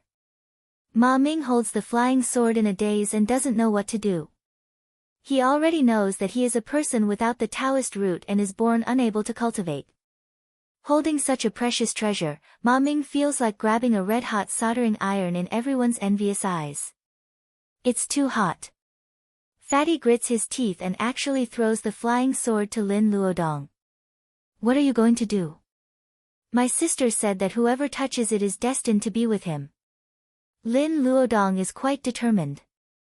Of course, he wants the grade 5 flying sword. Lin Luoran's sword of bright snow is only grade 5, and Mr. Lin's broadsword is only grade 3. However, it is Ma Ming who touches it. It's a personal chance. Lin Luodong can't accept it. Ma Ming puts his arms around Lin's neck. Look, it's like this. He pulls Lin Luodong aside and whispers. Fatty Chui touches a Maitreya Buddha, a standard antique of the Tang dynasty. It is elegant, but its big belly seems to be laughing at him. Brother Chui, how are your cousins? Lin Luoran suddenly remembers that she returned home in a hurry and left without waiting for Chui Hejian and others to get the storage bags back. She learned some magic circles in the Dragon Palace and now remembers this. Fatty Chui nods. He said that Saito Asada became the Grand Priest. He not only returned the storage bags, but also gave them some things to calm down. My cousin lost his face this time, so he became more restrained. He wanted to come to Lin's house to thank you several times, but he was too embarrassed to come alone. Lin Luoran says, there's no need to thank me. He wants to come here to play. Brother Chui, why don't you take him here? However, I heard that when a person encounters a disaster, he must have some enlightenment. Tell him not to worry. Fatty Chui nods. Lin Luoran is not aimless. She only experienced this kind of completely forgetting the past with the help of Fire Phoenix on the eve of bearing essence period. It is also a rare experience for her to correct her mentality. People like Chui Hejian, Yi Xiaobei, and Little Six of the Mu family are really lucky to survive a disaster. They are chatting when Ma Ming, Lin Luodong, and Huang Weijian come back with their arms around each other's shoulders. The result of the discussion is that Lin Luodong and Huang Weijian will help him keep this grade 5 flying sword together. When the Ma family has a promising descendant who is lucky enough to have a Taoist root, they will help him pass it on to his descendants. Usually, Lin Luodong and Huang Weijian can use it if they want. Wait until the descendants of the Ma family have the Taoist root. In addition, Huang Weijian practices Confucianism. It is clear that this sword is for Lin Luodong. Luodong's friend is interesting. Lin Luoran says seriously, since someone entrusted him to you, Luodong, have you taken the oath of the devil inside? Lin Luodong is stunned. Ma Ming asks what the oath of the devil inside is. After listening to Huang Weijian's explanation, the fatty waves his hand to show that there is no need to swear. Reminded by his sister, Lin Luodong solemnly swears by the devil inside that when the Ma family has a descendant who can cultivate, he will return the flying sword. The fatty smiles awkwardly. In fact, he feels very complicated. These treasures originally belonged to Lin's sister. How generous it is to let them come to the Dragon Palace. Besides, he happened to touch this flying sword. How can he, an ordinary person, hold such a precious treasure? A treasure is a crime. Ma Ming wants to give it to Lin Luodong.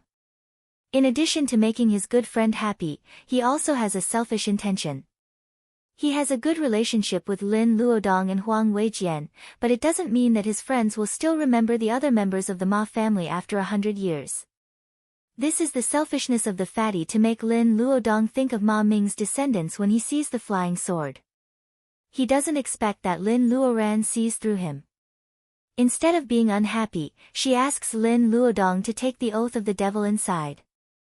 That is to say, if the Ma family is lucky enough to have a descendant with the Taoist root, they will be accepted into the Lin family. Hey, can you people not be so generous? Don't you know that I will be touched? The fatty secretly touches the corner of his eyes. He will never admit that he almost cried just now. Except for Ma Ming, other people have different luck. Wei Shui gets a gorgeous phoenix crown. Although it is an ordinary thing, if she sells it, it is enough to make people crazy. The gorgeous phoenix crown is made of 108 small pearls strung together as a curtain, 9 dadong pearls as the top of the hat, and gold silk as the bottom. It is inlaid with huge rubies. It weighs 7 caddies and 2 taels. Although it is a priceless work of art, Wei Shui can't figure out what kind of physique is needed to run around with this phoenix crown. If she sells it, the Wei family won't have to worry about money for the rest of their lives. However, Wei Shui is worried now. How can she take such a big thing back? Lin Luodong's place has become a safe again. Wei Shui gives the phoenix crown to Lin Luodong for safekeeping. The two of them don't notice anything wrong, but these playful adults are smiling so ambiguously. Cui Wanlu starts to play with her poor clothes again. Huang Weijian pushes her, "You are the only one who got 2 storage bags. Why don't you show it now?" Cui Wanlu stares at Huang Weijian fiercely. She has touched a pair of storage bags. Both the appearance and space are very good. Does he want her to give one to him for free at this time to hold her rival's phoenix crown? She is generous, but she is not a fool. Wang Miao Yi gets a jade guanyin. Lin notices the light power of faith on it. She guesses that it must have a history. She asks Wang Miao Yi to decide whether they should take it home and worship it. It is easier to invite a god than to send him away. The family can't worship anything randomly. If Wang Miao Yi doesn't want to, she doesn't want to take it home.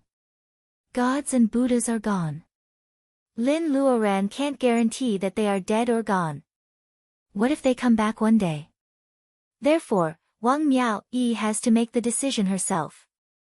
Zheng Tian thinks that he will get a flying sword, but it turns out to be a jade flute. He knows nothing about music, so he gives it to his grandmaster. Lin Luoran also doesn't know anything about music, so she puts it away. Mrs. Lin gets a beauty bolus. She is surprised and feels that it is more suitable than any flying sword or magic weapon. Even Mr. Lin is happy, so he doesn't care that he only gets a copy of Tao Te Ching. Li Shi gets a pair of earrings with a light water defense power. She gives them back to Yuan Yi with a smile. She can't tolerate those who plot against School Aunt Li. Seeing that Yuan Yi accepts the earrings that only a woman can wear, Li Shi laughs bitterly. Yuan Yi likes Huang Weijian's most. It is a calligraphy of a famous master. He is happier than getting a magic weapon. He puts it away happily. Lin Luodong gets a dustproof coat, which is not as good as Lin Luoran's protean dress, which can be changed at will. It is a Taoist robe, which makes him sigh. He has to give it to Lin Luoran for safekeeping. In the first hall of the palace of Jiuhua, there are many white mist balls. People just want to have fun. Anyway, they can get things for free. No matter what they get, they will be happy. The floor of the hall behind is full of traces of Lin Luoran's magic circles. It is inconvenient for them. Besides, if they see it, they will get dizzy like Yuan Yi. The loss outweighs the gain. Lin Luoran takes everyone out of the Dragon Palace. She makes a water dome so that they can experience the fun of diving in the dome. They go to the bottom of Dongting Lake and have a tour. When it is dawn and the mist rises from Dongting Lake, their trip to the Dragon Palace comes to a perfect end. On the deck of the cruise ship, Lin Luodong holds Lin Luoran's hand reluctantly. Sister, don't you want to go home with us? Lin Luoran shakes her head. The magic circle she deduces has taken shape. Next, it is time to refine weapons. Yang Lisha has sent 2 paper cranes to urge her. The time to go to Penglai is imminent. In addition to refining weapons, Lin Luoran may have to find time to refine some elixirs. Goldie went to Weifang again. Zheng Tian and the Lin family don't answer. Lin Luoran sighs. Goldie didn't come, so it can only go to Weifang. It seems that there is still no news about Cyan Little Fox. As the main material, red gold iron, is calcined into a pool of brown liquid with some golden threads. It looks simple, but it takes Lin Luoran 7 days to melt the red gold iron that Wen Guanjing gave her in exchange for the foundation-laying bolus last time. She thinks it is about time and adds a piece of green calcined ore. It was found at the bottom of Dongting Lake, which is a pleasant surprise. 3 days later, when the green calcined ore is melted, the color of the liquid becomes beautiful. The golden threads intertwine with the green threads, which is indescribably moving. Lin Luoran recalls the method of making the weapon embryo in Introduction of Swords. She changes her hand gesture. The colorful liquid is slowly solidified, and the embryo of a sword embryo is formed. The embryo determines the future power of the magic weapon. Lin Luoran can't afford to make any mistakes. She spares a part of her mind to implant several fixed magic circles into the sword embryo. Every magic weapon needs its own magic circle. It is a big problem to enlarge or shrink it at will. There is also the dustproof magic circle and the more important, wind-riding magic circle, which is the most important step to let the flying sword fly. If Lin Luoran didn't study the Star Atlas in the past 2 months, she wouldn't be able to recognize the specific function of the magic circle even if she has the bright sword in hand. Refining weapons is not an ordinary thing. Lin Luoran has refined armor with scorpion shells, but it is still difficult for her to refine such an advanced weapon as the flying sword. He could also use the heavenly fire to refine the materials, but he could only use the alchemic fire to carve the sword embryo. She consumes a lot of her spiritual mind, and the bolus fire is not inexhaustible. It is closely related to the wakan inside Lin Luoran. She embedded a few formations before finally embedding the one she had improved herself. This has nothing to do with what she has learned in the Star Atlas. She just remembers a geometric theorem that she learned in elementary school. The triangle is the most stable. Zheng Tian has the Taoist root of 3 natures. What kind of flying sword is the most suitable for him? Lin Luoran can't find enough materials for the 3 kinds of Reiki, so she has to start with magic circles.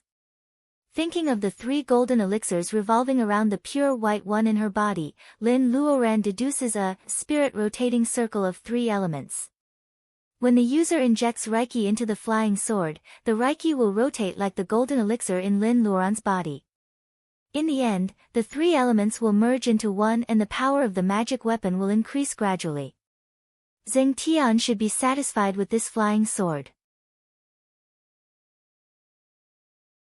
Lin Luoran recalls the deduction process and carefully carves the nodes of the magic circle in the middle of the sword embryo. When all the dots are connected, Lin Luoran is exhausted. Only enchantment and sharpening are left, right? Lin Luoran uses the bolus fire to forge the sword embryo again. Refining weapons is nothing more than purifying materials and changing the arrangement of molecules. What Lin Luoran is doing now is to pull out the edge of the sword. The thin blade gradually appears. After Lin Luoran washes it with the iced spring water, the 1-foot-long flying sword appears in its full form. Lin Luoran has no spirit stone in her hand. She only inlaid the top-grade jade in the hilt as the circle eye. The 1-foot-long sword has not been enchanted yet. It is brown with dark lines formed by the intertwining of gold and black. It looks good. As for its actual power, Lin Luoran gets up to enchant the flying sword after a good night's sleep.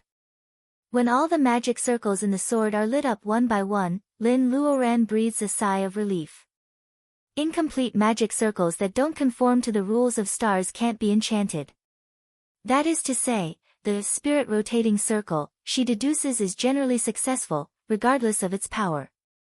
Lin Luoran looks at the 3-foot-long sword floating in the air after injecting Reiki into it. She finds a quiet night and finds the foundation that the Lins are digging by the Dongting Lake to test the sword. Lin Luoran twists the sword and a big pit appears, which saves a lot of time for the Lins. Looking at the big pit, Lin Luoran has an estimate of the quality of the flying sword.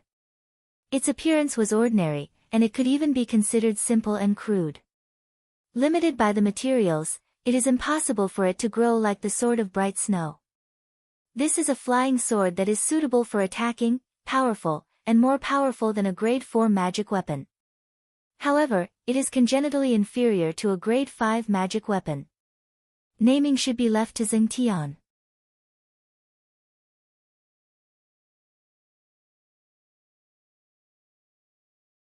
Chapter 370.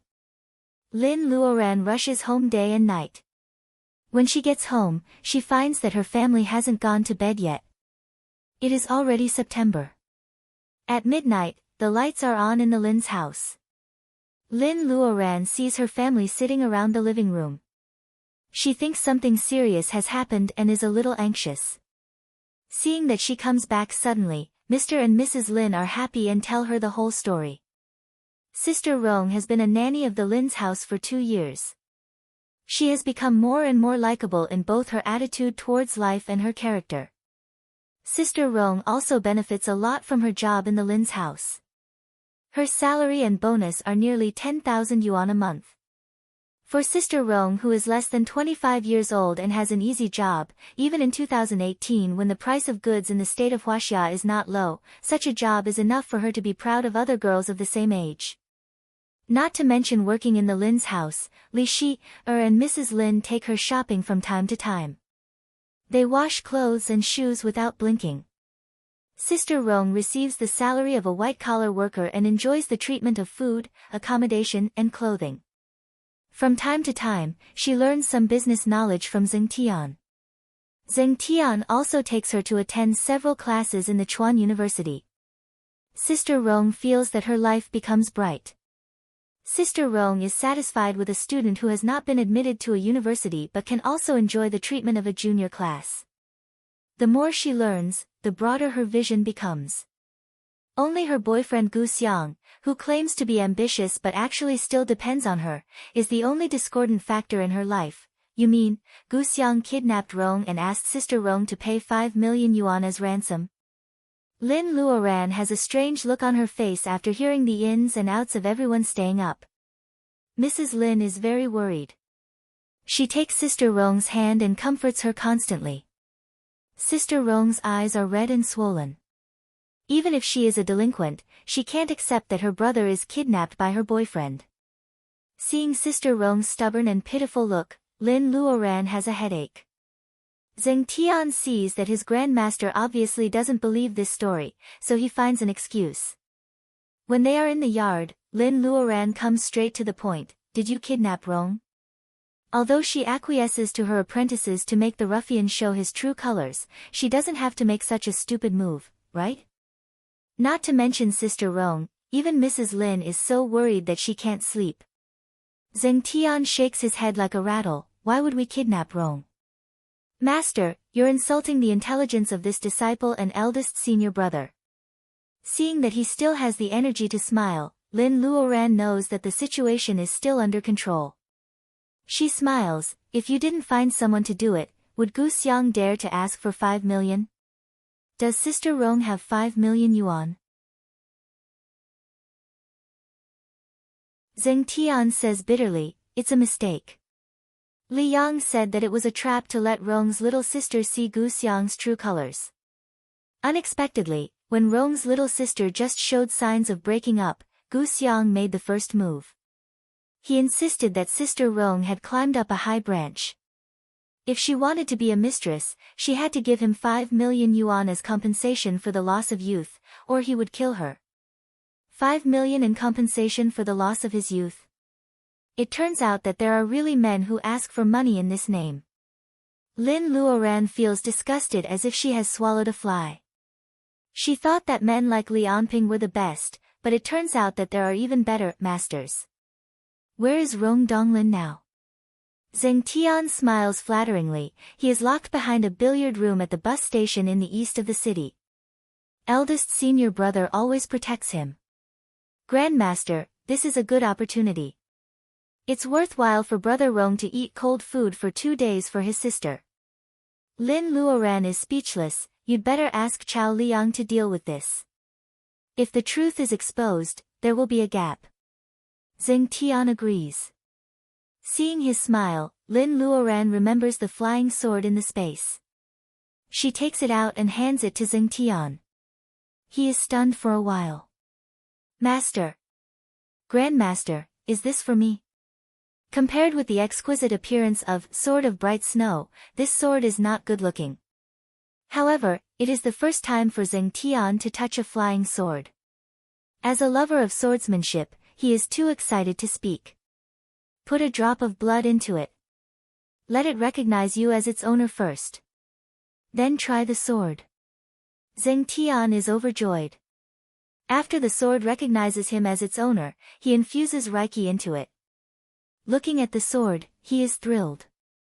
Yuan Yi has taught him sword riding spell.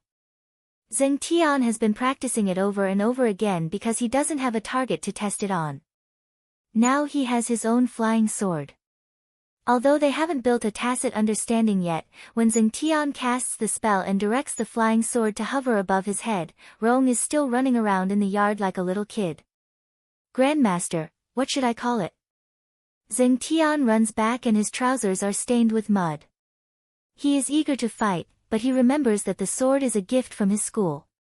He wants to commemorate the gift, but he also wants a more domineering name.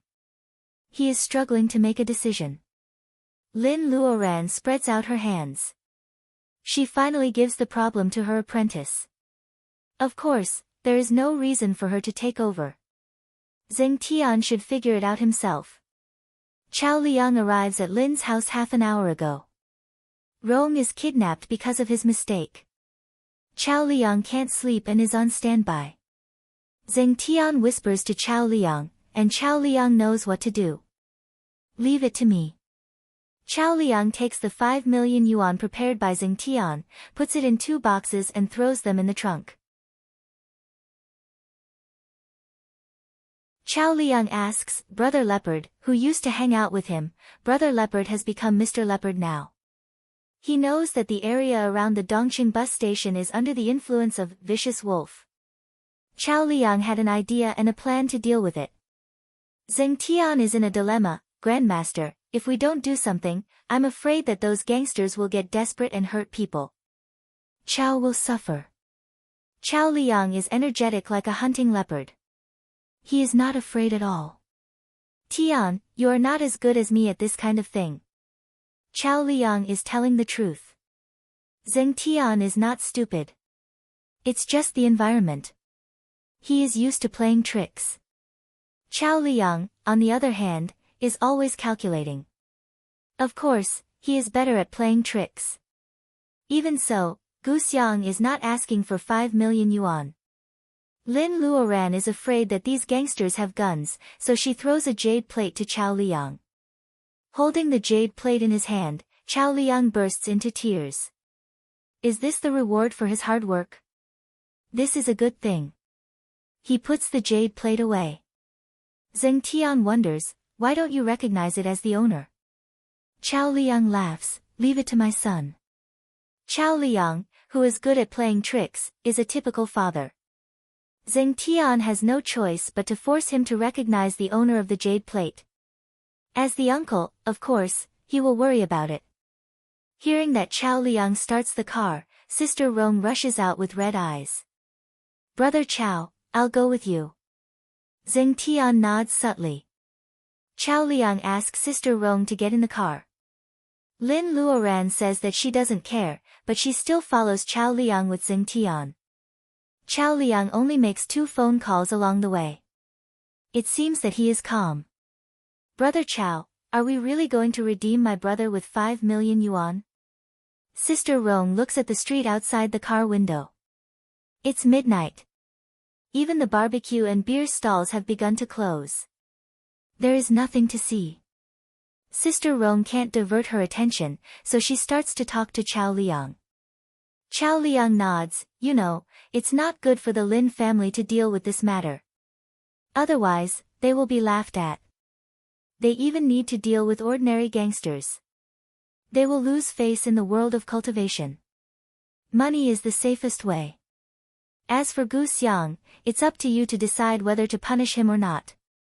Chow Liang's words are to force Sister Rong to think about it clearly. Not to mention 5 million yuan, if Gu Xiang gets 50 cents, he will have lived in vain for so many years. Sister Rong grits her teeth. The Lin family has nothing to say about us. It's unreasonable for them to pay 5 million yuan. When my brother is saved, we have to sell the house to pay the Lin family. Lin Luoran and Zheng Tian find it funny on the roof of the car. 2 years ago, Lin Luoran and Rong fought fiercely for a small apartment. When the little girl is sensible, she has a backbone. Chow Liang's foreshadowing is revealed before they arrive at the Dongqing station. Several vans gather quietly. Through the window, they can see that the vans are full of people. The bald man who has been promoted to Lord Leopard stops the car and comes over. Chow Liang rolls down half of the window and nods to him. Chow Liang doesn't stop the car. Lord Leopard's men wait until Chow Liang's car drives away before muttering that Chow Liang is so ostentatious that he doesn't even get out of the car. Lord Leopard scolds him and asks, "Do you know who he is?" Of course, his men can't answer. Lord Leopard doesn't explain. "We can take over the Dongqing station tonight. Don't you bastards want to wash your hands? What's the point of bowing your head? No man can be successful without suffering a little grievance. Follow him. Don't get too close." The vans start again and follow Chow Liang's Bentley from a distance. At that time, the famous Lord Leopard was just a leopard guarding the place and people called him Brother Leopard. Chow Liang was just a fake second generation who got bonuses and showed off his power. The incident in the Sanyo bar changed the fate of 4 people. Rong and Zheng Tian, whom Leopard is not familiar with, were knocked out by Lin Luoran. When Leopard opened his eyes in a daze, he saw a young man smashing the corner of a table into powder. Leopard has no backbone and continues to pretend to be unconscious. Hearing the young man and Chow Liang talking about kowtowing is to save you, Leopard thinks to himself that even Lord Chow has bowed his head. He doesn't know who this young man is. Leopard also gives up the idea of revenge. Of course, Leopard can't wake up at that time. Chow Liang has been humiliated. If Chow knows that Leopard is awake, he will definitely vent his anger on Leopard. However, Leopard also thinks that Chow Liang will lose his arrogance after suffering such a setback. Chow Liang will not be able to survive in this area in the future. Leopard should find a new boss. Chow Liang turns off the Sanyo bar. Leopard thinks that this rich second generation is going to go home and be a young master. After a long time, Chow Liang asks Leopard for help to inquire about the preferences of the heads of several relevant departments. Leopard doesn't know that Chow Liang goes against the current and turns a setback into an opportunity.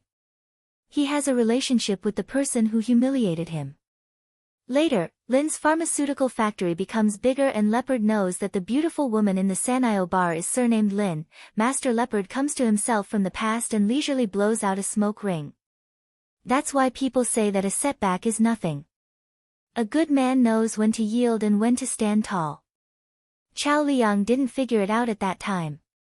Now he is probably a third-class playboy and can't become a senior leader of Lin's pharmaceutical factory. Leopard won't have what he has today with Chow Liang's support. Lord Chow has tried to persuade him several times to change his name. Now that Leopard has a family business, he also wants to work underground. After taking over the East City Station, he can attack or retreat at will. He'd better do some serious business. Lord Leopard squints. He remembers that no matter how late he comes home, his virtuous wife always leaves a lamp on for him. Life is so promising. Who the hell wants to be a bad guy? Lord Leopard, if we go further, we will be targeted by vicious wolf's men.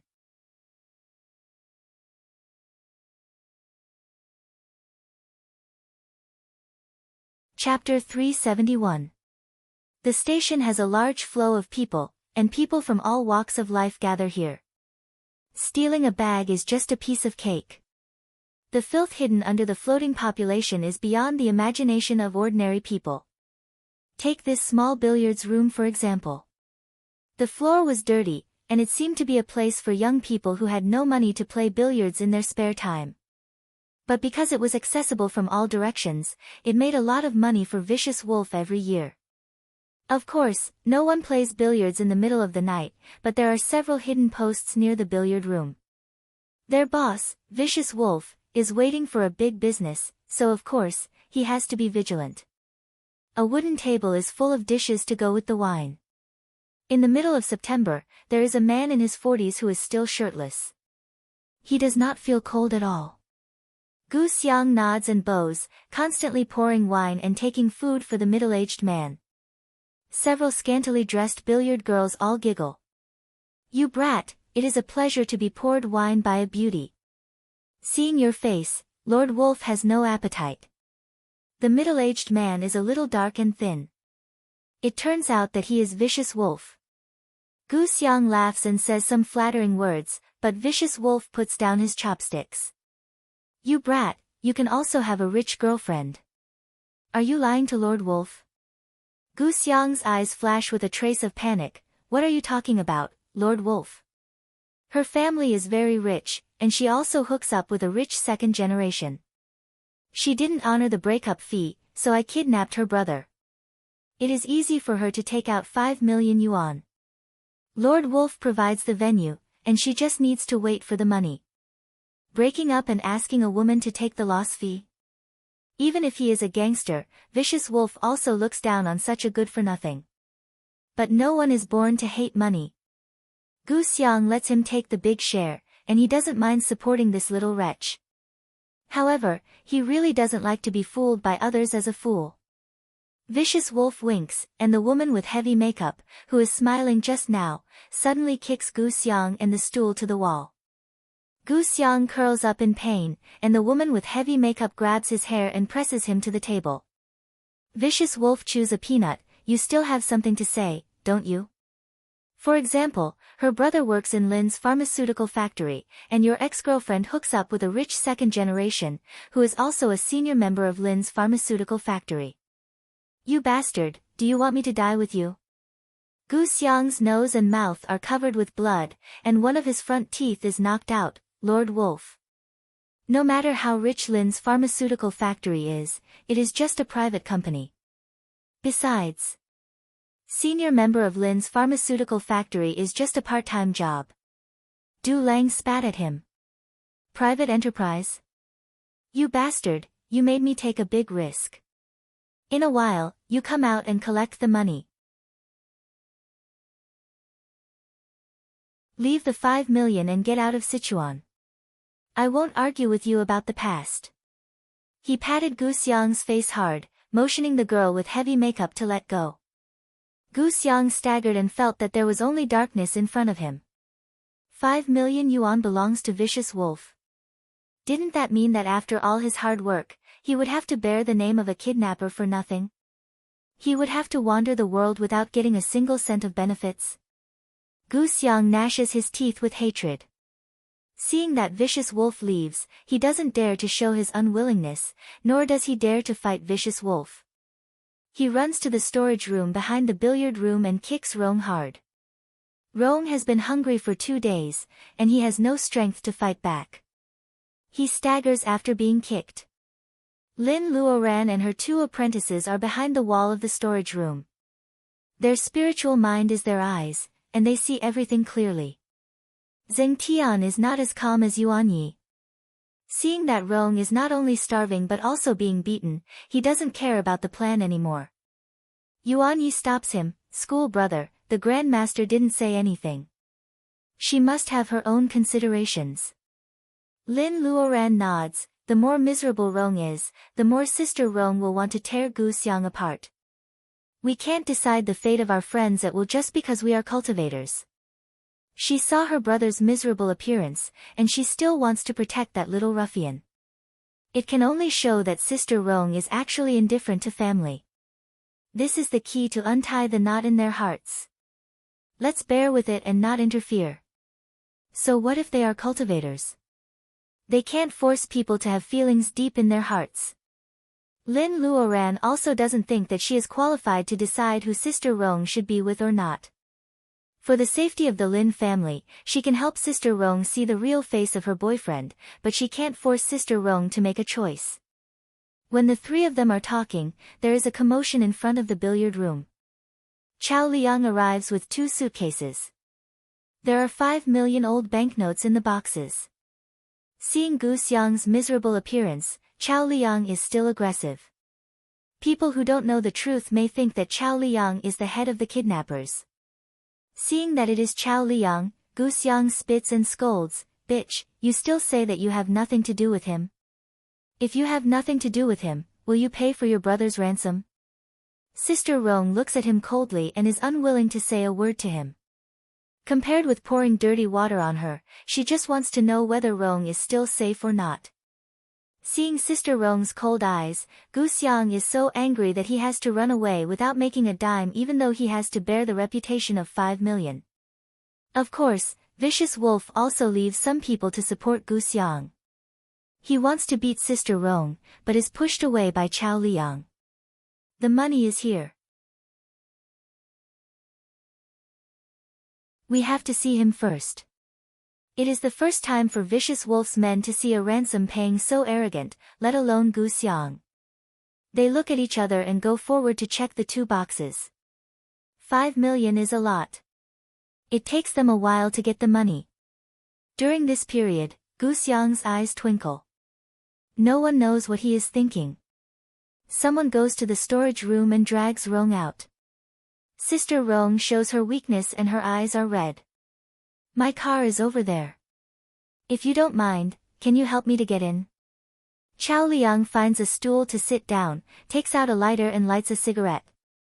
Chao Liang has the jade plate with him, so he is not nervous. Besides, there are so many people outside, so he doesn't look nervous. However, in the eyes of others, he is a pretentious man. These people look at each other and really don't know whether to help Rong or not. Seeing that everyone is frightened by Chao Liang's momentum, Vicious Wolf can't sit still anymore. He laughs and comes out of the room next to him. Chao is really elegant. Help him to get in his car. I, Vicious Wolf, will be your friend. Chao Liang laughs. "Sister Rong, go to the car and take care of your brother. Close the door and don't get out if you don't need to." Vicious Wolf, right? You are quite well informed. Vicious Wolf is about to answer, but Gu Xiang suddenly rushes out and pushes Sister Rong aside. He holds a gun in his right hand and points it at Sister Rong's temple. He forces her to get in the car and closes the door. He says fiercely, "Give me 5 million, or I will kill her and her brother." Vicious Wolf is so embarrassed that he has no time to talk to Chao Liang. Chao Liang ignores Gu Xiang's clamor. He pulls out a jade plate from his neck and says, "You kidnapped him. Where did you take his jade plate?" Rong has the protective jade plate, but he is still beaten black and blue. Isn't it unreasonable? Vicious Wolf is stunned and shakes his head. Is this the time to talk about the jade plate? In the mini-world, Lin Luoran also asks, "Did you take his jade plate?" Zheng Tian starts to make a fuss. His eldest school brother, Yuan Yi, is also a black-bellied man. Grandmaster thinks that Yuan Yi is an honest man. Yuan Yi quietly throws the jade plate back to the corner of the storage room. He comes back calmly and says, "Realistic. Everything is for more realistic." Finally, Vicious Wolf's men find the jade plate in the corner of the storage room. He takes it and looks at it. Except for the word, Lin, he doesn't see anything special. Chao Liang stubs out the cigarette, takes the jade plate from Yuan Ye's hand and turns around to leave. Gu Xiang and Vicious Wolf are completely ignored. Vicious Wolf doesn't know why this person is so confident. Can he be so arrogant just because he is from the Lins? Chao Liang thinks it's almost time. He doesn't want Sister Rong to see too bloody a scene. He doesn't want to talk nonsense with these small characters. He goes to the car by himself. Don't come closer. If you come closer, I'll shoot. Gu Xiang stretches out from the window and points at Chao Liang. He looks very embarrassed. Seeing Chao Liang coming, Gu Xiang's hand trembles and he really shoots. Vicious Wolf is furious. He has never seen someone like Gu Xiang who doesn't listen to the director. If someone dies here, the billiard room can no longer be used for other purposes. After the gunshot, Chao Liang doesn't fall down. The jade plate on his neck bursts out a white light. The shell scratches the light and falls to the ground. Vicious Wolf is stunned. Gu Xiang is stunned. Sister Rong pushes him out of the car. Chao Liang's mouth moves slightly. He spits out two silent words, idiot. He raises the car key in his hand and kicks Gu Xiang's gun away. Do you want to run away with the money without the car key? Then he drives away regardless of Vicious Wolf's gloomy face. Sister Rong doesn't say a word in the car. She doesn't even look at Gu Xiang on the ground again, as if he is a passerby who has nothing to do with her. Vicious Wolf's men start an inexplicable drama. They stare at the money on the table. Boss, Vicious Wolf is still thinking about the white light that can't be explained by common sense when Chao Liang is shot. Is it really worth to offend such a person for 5 million? As soon as Chao Liang leaves, Lord Leopard comes with his men. First break this little bastard's legs, then smash this place. He is talking about Gu Xiang and smashing the billiard room. Vicious Wolf is furious. Lord Leopard's men all come out from the alley. The three of them don't have time to watch the power shuffle. They are about to leave quietly when a muffled laugh comes from the shadow. Lin Luoran, you are really a good-for-nothing as a bearing essence cultivator. Happy Gregorian New Year. There is good news and bad news in the new year. Which one do you want to hear first? You're tuning in to the Blissful Bookshelf YouTube channel. We're so grateful for your support and don't forget to subscribe to join us on this incredible journey through captivating stories. Your generosity through donations truly makes a world of difference, as it's the primary source of revenue that allows me to expand and enhance this channel for you. Thank you from the bottom of my heart for being a part of this adventure.